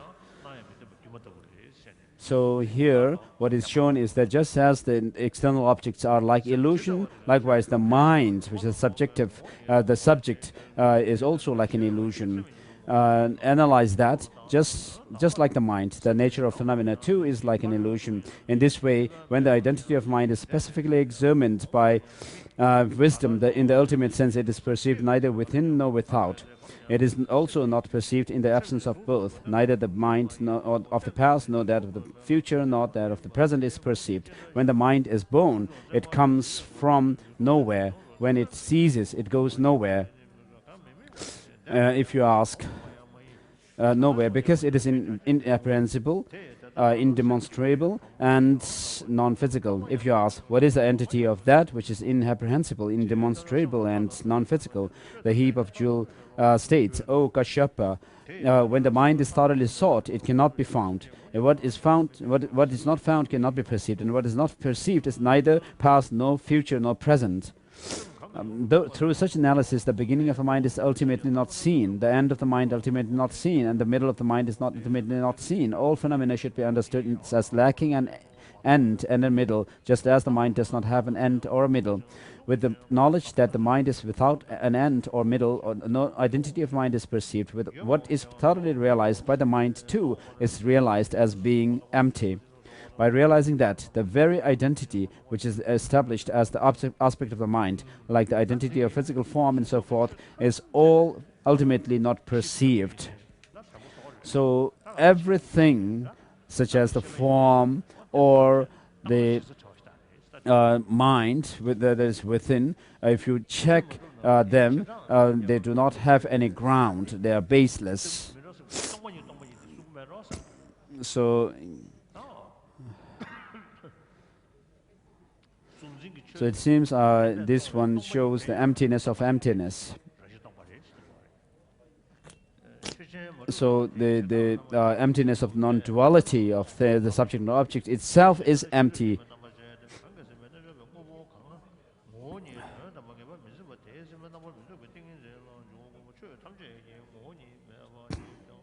So just as physical form is not examined, similarly feeling, recognition, compositional factor and consciousness are not examined. When the object does not exist, its characteristic also cannot exist. So how can they be examined? In this way, when the person does not firmly apprehend the identity of the mind. So next paragraph, those who do not meditate with wisdom by analyzing the entity of things specifically, but merely meditate on the elimination of mental activity, cannot avert conceptual thoughts and also cannot realize identitylessness because they lack the light of wisdom. So when you realize emptiness, you are free from all these elaborations or fabrication of the mind. Fabrications have been pacified. So when you focus on that identitylessness, then you are actually meditating on this non-conceptual non-conceptuality. So through familiarization of that meditation, then you will have very clear understanding, insight into the emptiness. So non-conceptuality and non-conceptual wisdom is taught in different texts, and so you have to understand non-conceptuality in this sense, not otherwise. If the fire of consciousness knowing phenomena as they are is produced from the individual analysis of suchness, then like the fire produced by rubbing the wood will burn the wood of conceptual thought. The Buddha has spoken in this way. The Cloud of Jewels Sutra says, one skilled in discerning the faults engages in the yoga of meditation on emptiness in order to get rid of all conceptual elaborations. Such a person, due to his repeated meditation on emptiness, when he thoroughly searches for the object of the identity of the object which delights and the mind and distracts it, realizes them to be empty. When that very mind is also examined, it is realized to be empty. When the identity of what is realized by the mind is thoroughly sought, this too is realized as empty. Realizing in this way, one enters into the yoga of signlessness. Next paragraph. This shows that only those who have engaged in complete analysis can enter into yoga of signlessness, and so forth. And next paragraph, thus concentration is done after the actual identity of things like physical form and so forth has been perfectly analyzed with wisdom, and not by concentrating on physical form and so forth. Concentration is also not done by abiding between this world and the world beyond, because physical forms and so forth are not perceived. It is thus called the non-abiding concentration. Such a practitioner is then called a meditator of supreme wisdom, because they specifically examining the by specifically examining the identity of all things with wisdom, he has perceived nothing. This is as stated in the Sutra of the Dialogue with Gaganj, Gagannaganj, and the Jewel in the Ground Sutra, and so forth. In this way, by entering into the suchness of the selflessness of persons and phenomena, you are free from concept and analysis because there is nothing to be thoroughly examined and observed. You are free from expression, and with single-pointed fundamental engagement, you automatically enter into meditation without exertion. Thus, you very clearly meditate on suchness and abide in it. While abiding in that meditation, the continuity of the mind should not be distracted. When the mind is distracted, the external objects due to attachment and so forth, such as distraction, should be noted. Quickly pacify the distraction by meditating on the repulsive aspect of such objects and swiftly replace the mind on suchness.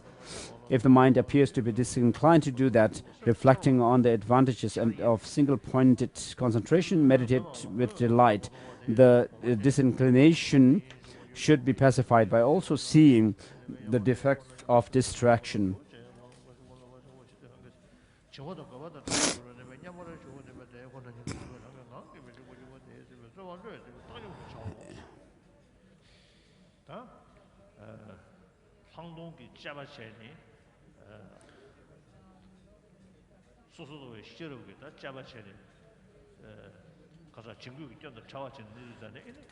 So when you are free from distraction, excitement and laxity, then you have to release your effort. Give up putting effort.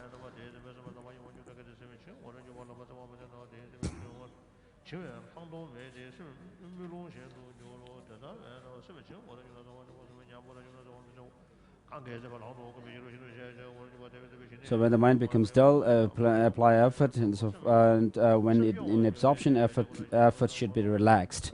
When, by meditating on special insight, excessive wisdom is generated and calm abiding is weak, the mind will waver like a butter lamp in the wind, and you will not perceive suchness very clearly. Therefore, at that time, meditate on calm abiding. When calm abiding meditation becomes excessive, meditate on wisdom.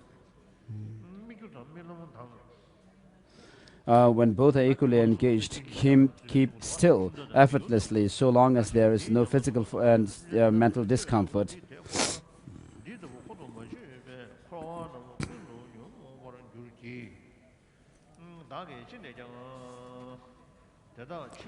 And then in the unifying and method and wisdom, there's given all these analogies or examples of illusion and mirage and so forth.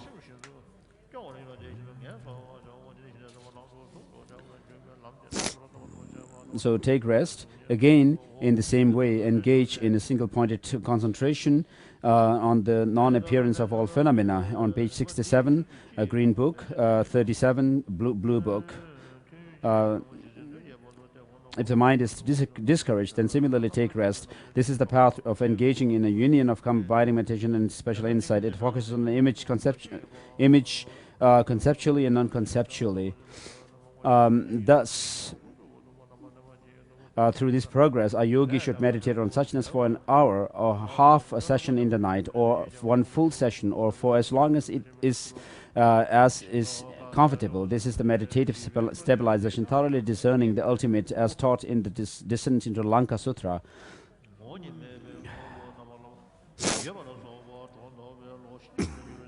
Then, if you wish to arise from the concentration, which while your legs are still crossed, think as follows. Although ultimately all of these phenomena lack identity, conventionally they definitely exist. If this were not the case, how would the relationship between cause and effect and so forth prevail? The Buddha has also said, things are produced conventionally, but ultimately they lack intrinsic identity. Sentient beings with a childish attitude exaggerate phenomena, thinking of them as having an intrinsic identity when they lack it, thus attributing intrinsic existence to those things that lack it confuses their mind, and they wander in the cycle of existence for a long time. For these reasons, I shall endeavor without fail to achieve the omniscient state by accomplishing the unsurpassable accumulation of merit and insight in order to help them realize suchness. Then slowly arise from the cross-legged position and make prostrations to the Buddhas and Bodhisattvas of the 10 directions, make them offerings and sing their praises, and make vast prayers by reciting prayer of the noble contact and so forth. Therefore, engage in conscious efforts to actualize the accumulation of merit and insight by practicing generosity and so forth, which are endowed with the essence of emptiness and great compassion. So having cultivated or meditated on the special insight, realizing selflessness, then sometimes you need to take rest, because if you are too tired and exhausted completely, then even if you put more effort, it's more tiring rather than making any progress. Therefore, you should take rest.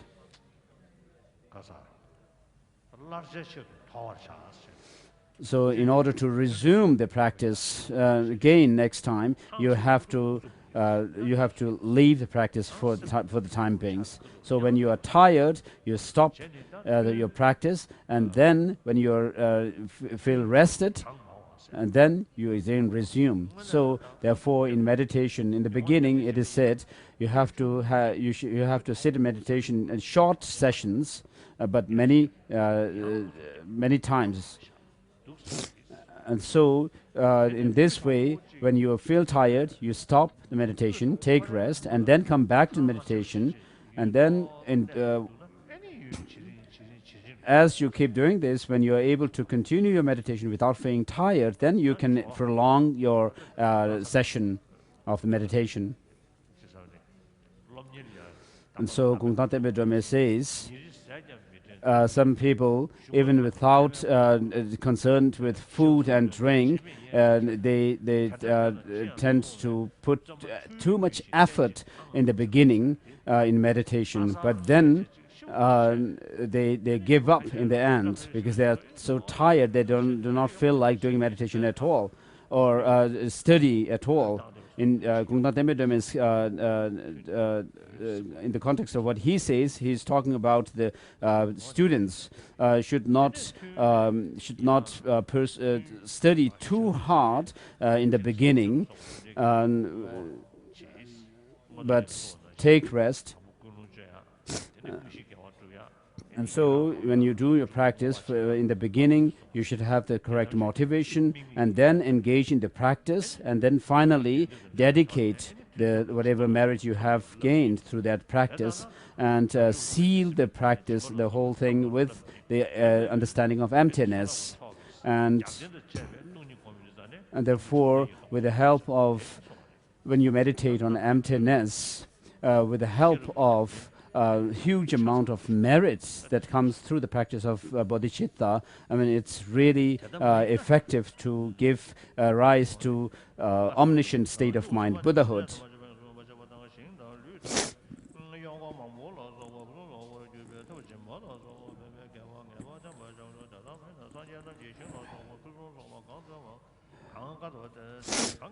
Sentient beings with the childish attitude, exaggerated phenomena, then slowly arise from the cross-legged position, make prostrations and so forth. If you act thus, your meditative civilization will be will actualize that emptiness and possess the best of qualities. The jewel in the Cloud Sutra states, donning the armor of loving kindness while abiding in the state of great compassion, practice meditative civilization that actualizes the emptiness, possessing the best of all qualities.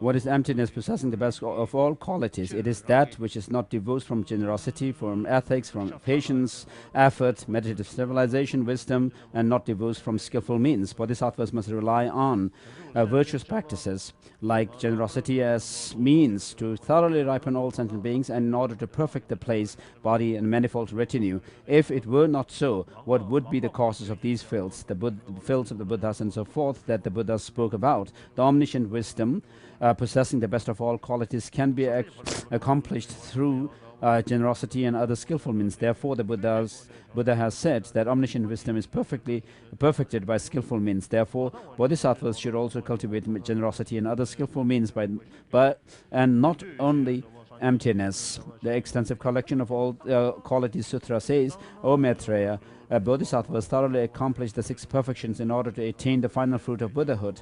But to this, the foolish respond, bodhisattvas should train only in the perfection of wisdom. What is the need for the rest of the perfections?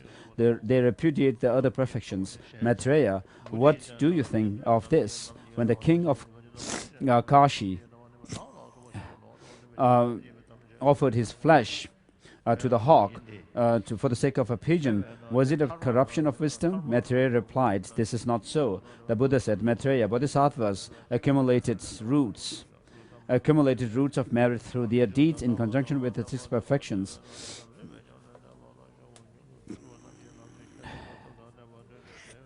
Are these roots of merit harmful? Maitreya replied, O Buddha, this is not so. The Buddha further spoke, Maitreya, you have also correctly practiced the perfection of generosity for 6 eons, the perfection of ethics for 6 eons, the perfection of patience for 6 eons, the perfection of enthusiastic perseverance for 60 eons. 60 eons, the perfection of meditative stabilization for 60 eons, the perfection of wisdom for 60 eons. To this the foolish respond, there is only one way to attain Buddhahood, and that is the way of emptiness. Their practice is completely mistaken. A bodhisattva possessing wisdom but not skillful means would be like the hearers who are unable to engage in the deeds of the Buddhas, but they can do so when supported by skillful means, as the heap.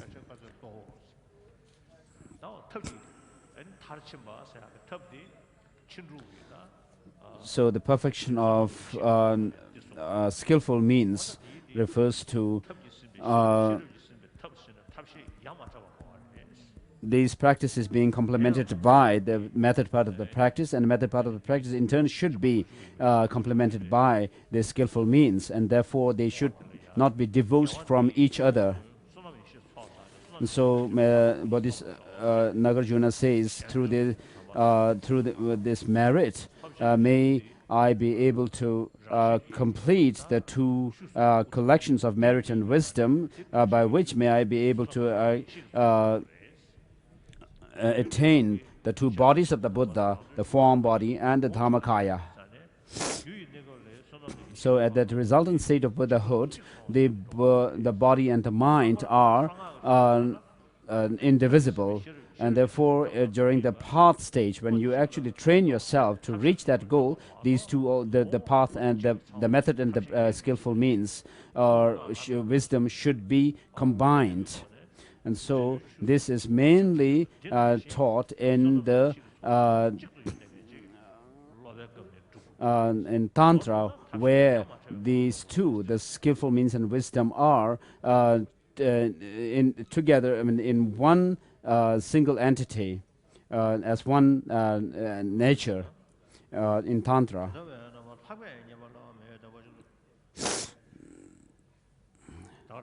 A bodhisattva possessing wisdom, but they can do so. As the heap of jewels says, Kashyapa, it is, for instance, the king who, supported by the ministers, can accomplish all their purposes. Similarly, when the wisdom of a bodhisattva thoroughly is supported by skillful means, such a bodhisattva also performs all the activities of a Buddha. The philosophical view of the path of the bodhisattva is different, and the philosophical path of non-Buddhists and hearers are also different. For example, since the philosophical view of the path of non-Buddhists perversely observes a truly existent self and so forth, such a path is completely and always divorced from wisdom. Therefore, they cannot attain liberation. The hearers are separated from great compassion and devoid of skillful means. Therefore, they single-mindedly endeavor to achieve nirvana. In their path, bodhisattvas enshrine wisdom and skillful means, so they endeavor to achieve the non-abiding nirvana. The bodhisattva path consists of wisdom, skillful means, and therefore they attain non-abiding nirvana. Because of the power of wisdom, they attain they do not fall into the cycle of existence. Due to this, the power of skillful means, they do not fall into nirvana. The hill of Gaya's head sutra says the bodhisattva's path, in short, is twofold. The 2 are skillful means and wisdom. The first among the supreme and glorious also says the perfection of the wisdom is the mother. The expertise in skillful means is the father. The Sutra of the Teaching of Malakirti also says what is bondage for bodhisattvas and what is liberation. Upholding a life in the cycle of existence devoid of skillful means is bondage for bodhisattvas. But to lead a life in the cycle of existence with skillful means is liberation.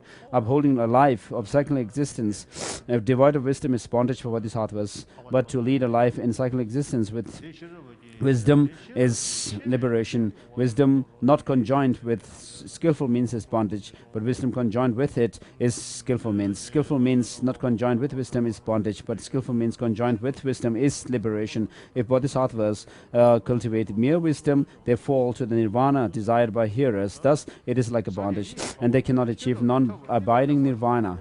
So, wisdom separated from skillful means is bondage for bodhisattvas. Therefore, just as a person chilled by the wind seeks the comfort of fire, so bodhisattvas cultivate the wisdom of emptiness along with skillful means to eliminate the wind of wrong views, but they do not endeavor to actualize it as hearers do. The 10 qualities. So, with regard to the skillful means and method not being divorced, according to Sutra, of course, in one instance of mind you cannot have both in the Sutra. When you actually cultivate, or when you have the wisdom side, which is when you are focused or absorbed in emptiness, there is no factor of the method part of the practice with it. But when you come out of that absorption in emptiness, then you do the practices of generosity, morality, and so forth. Therefore, in this way, the emptiness and understanding or insight into emptiness complements this method, and then the method in turn therefore the other. But in Tantra, you have in one instance of mind both the method and wisdom.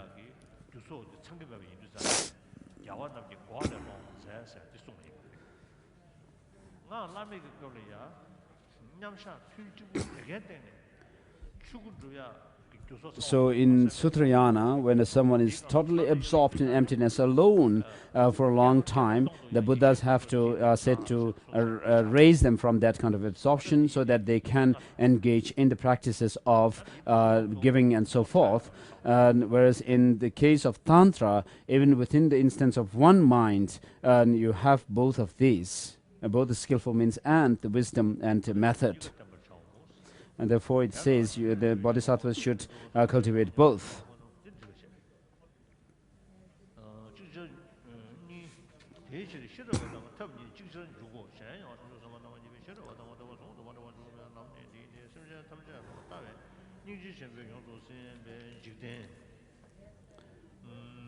O child of good family, it is like this. For instance, a person who is thoroughly devoted to fire, who respects it and regards it as guru, will not think, because I respect honor and venerate fire, I should hold it in my hands. This is because he realizes that to do so would give him physical pain and cause mental discomfort. Similarly, bodhisattvas who are aware of nirvana, but also do not try to actualize it.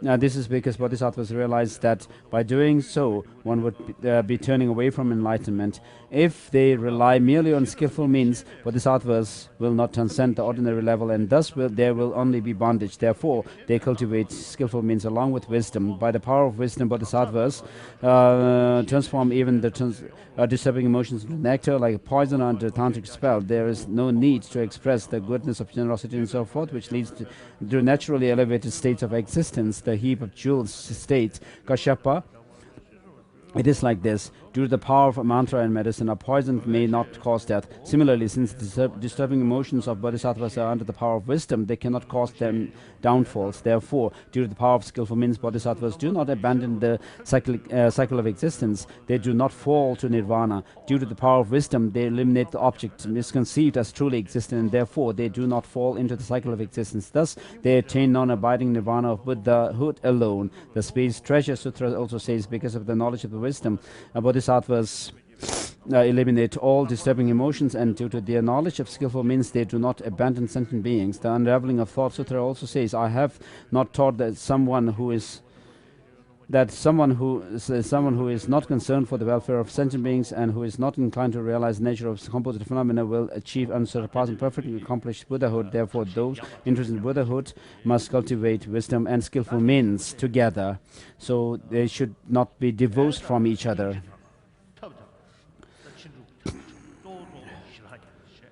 And so we have the 6 perfections, mainly it comes down to the cultivation of concentration, wisdom, and skillful means and merit.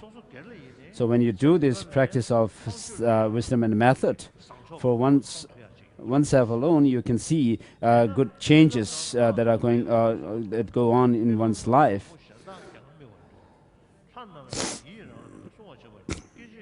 And so it goes on to say that you have good dreams where you see gods and so forth.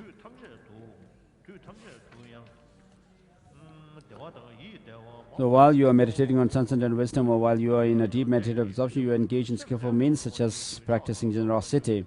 You cannot engage, but skillful means can be cultivated along with wisdom during the preparatory and post-meditative periods. That is the way to engage in skillful wisdom and skillful means simultaneously. Moreover, this is the path of Bodhisattva in which they engage in integrated practice of wisdom and skillful means. This is cultivating the transcendental path that is thoroughly imbued with great compassion, focusing on all sentient beings. And while practicing skillful means after arising from meditative absorption, you practice generosity and other skillful means without misconception, like a magician. The teaching of Akshayamati Sutra, what it says, what are the Bodhisattva's skillful means and what wisdom is actualized. So if you do such a practice, then you make your life meaningful, this human life meaningful. When it becomes so, then from lifetime to lifetime, you are creating causes, complete causes to have goodness and happiness and meaningful life from lifetime to lifetime. So without doing something now, I mean, if you just expect something good to happen to you in the next lives, it will not happen. If you create the causes now to live a meaningful life, then you will create a good causes for good life in the next life. So sometimes people misunderstand about giving up one's life or forsaking the pleasures of this life. Renunciation is misunderstood. It doesn't mean you just don't do anything in this life. So if you dedicate yourself for the benefit of others, if you devote yourself to cultivation of altruism, then you will have comfort, calm in your mind, very happiness in your mind, and you'll never feel tired to work for the other sentient beings, as Bodhisattva Charya Avatara says.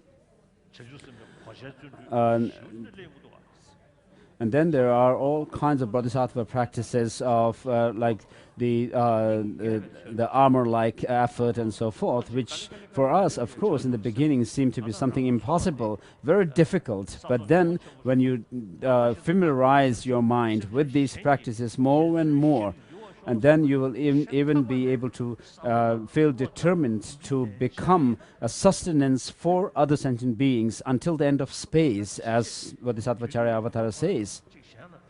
So at all times, you dedicate yourself for the benefit of others.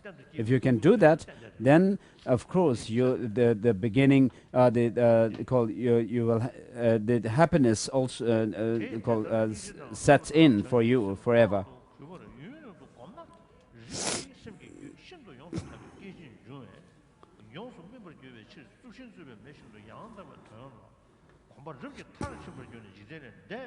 The Bodhisattva's skillful means are thinking and placing mind closely on sentient beings with great compassion while meditating and engaging meditatively occupies with peace, and extreme peace is wisdom.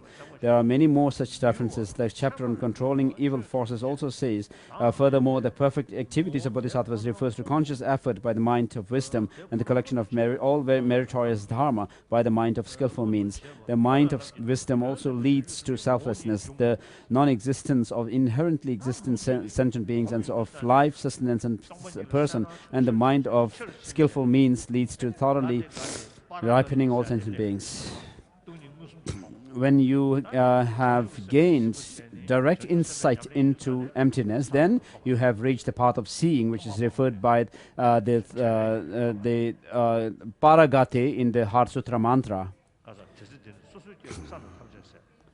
And you have gone beyond the ordinary level of sentient beings.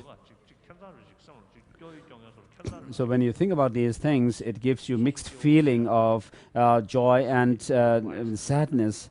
And so you actually say goodbye to the ordinary level, ordinary beings, path of the ordinary beings.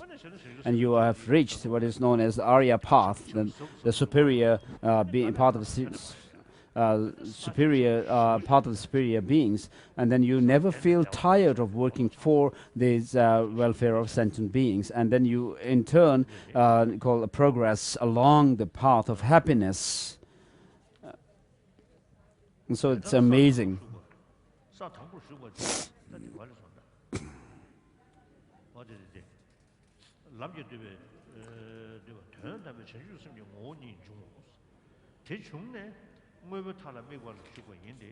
The extensive collection of all sutras also states, just as a magician endeavors to let his creation go, since he already knows the nature of his creation, he has no attachment to it. Similarly, the three worlds are like an illusion, which the wise Buddha knew about long before he knew the sentient beings in these worlds and had undertaken efforts to help them.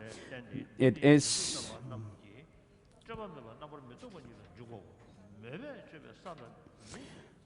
because of the Bodhisattva's practice of wisdom, skillful means that it is said in their activities they remain in the cycle of existence, but in their thought they abide in nirvana. And so in Heart Sutra, the Gate mantra, the first refers to those of the path of preparation and path of accumulation.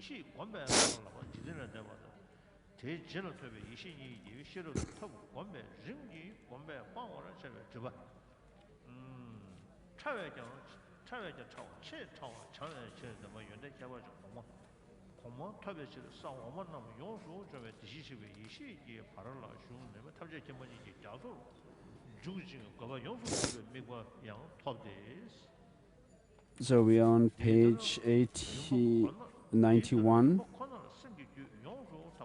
In this way, second paragraph, in this way, by gradual practice, the mind stream is thoroughly purified. The Dissension Langa explains this. The unraveling of the Sutta 2 reads, so in the beginning of this program, the discourse, in the last days, I have talked about dependent origination, which is the reality on the ground level. So using that as your object, then you train your mind and tread on the path, and finally you achieve the result.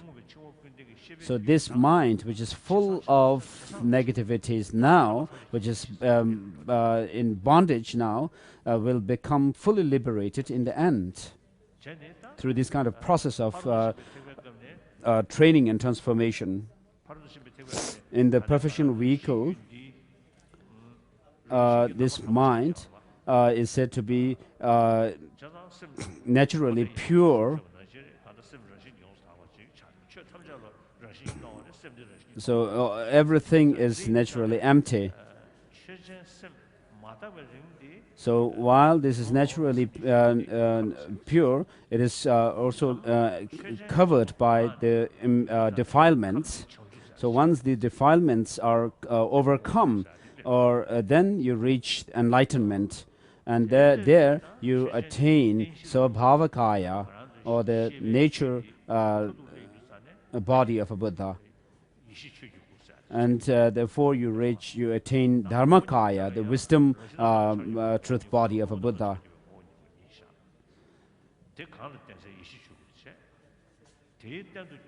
And so the mind is at the resultant state of Dharmakaya also is empty of any inherent nature.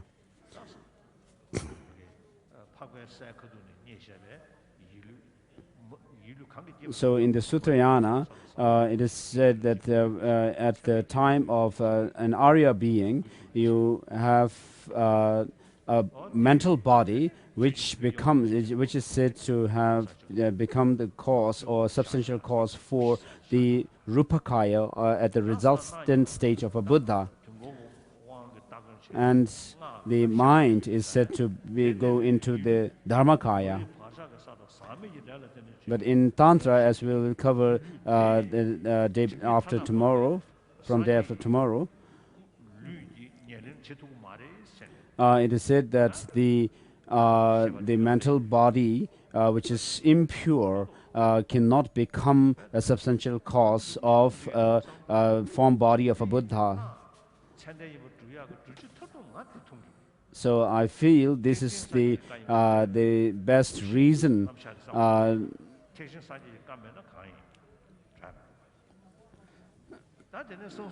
to prove the teaching of that Tantra is being the teaching of the Buddha.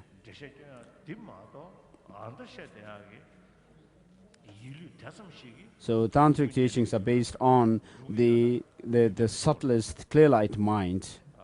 And so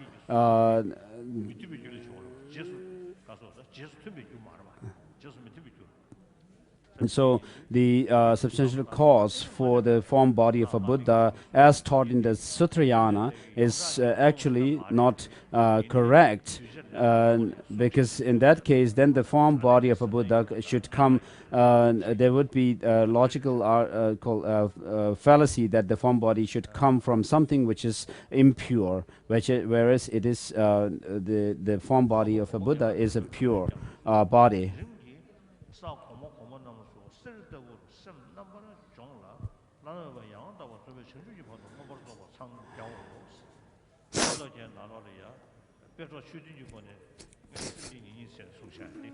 And so in the in Maitreya's Buddha's Abhisamaya Alamkara, there is this division of bodhicitta into 22 categories, beginning with the earth-like and up to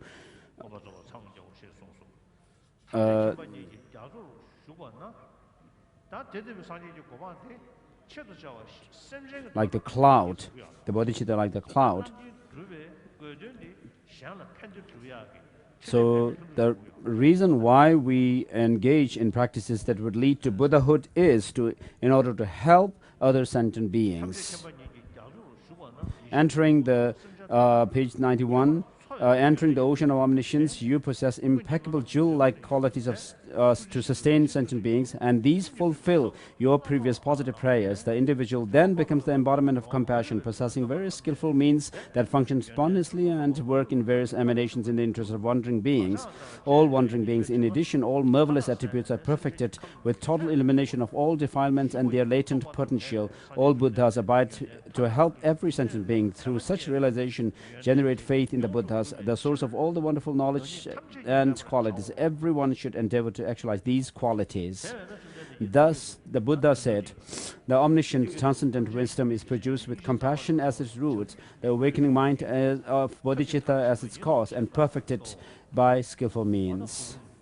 So with this, we have completed Master Kamalashila's Stages of Meditation, the second volume of Stages of Meditation. So it shows, it teaches the practice or cultivation of calm abiding and insight. So this is very useful. This text by Kamalashila is really useful. Of course, there are special ways of cultivating the calm abiding and special meditation, special insight through tantric path. But generally speaking, these two should be cultivated just as taught in this text.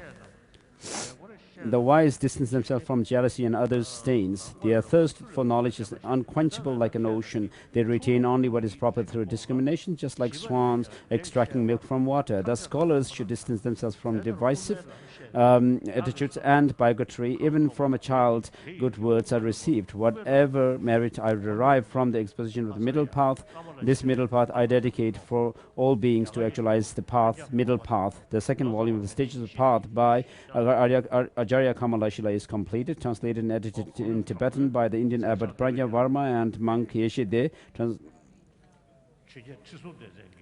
So in the first volume of the Stages of Meditation, Kamalashila says that he wrote this text, the Stages of Meditation, at the request of the Tibetan Emperor Trisong Detsen.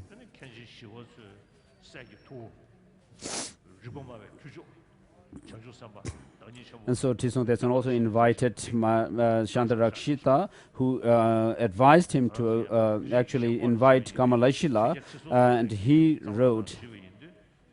So it seems that as Tibetans, even if we talk from patriotic point of view, with a sense of patriotism, it is really good that this text was written by, at the request of King Trisong Detsen. So Master Atisha's lamp for the path of enlightenment was also requested by Jangchup, and we consider it very auspicious. So this text by Kamalashila was written at the time when Buddhism was starting to be established on the Tibetan soil. So aren't you tired? His Holiness is asking. Ma gepa nam gejurji geba nyamba meba yang kone kondo pewa sho tamje teda denjurji nyandro tamje tomba chanju semba kana su shoba teda kunge melam drob gyurji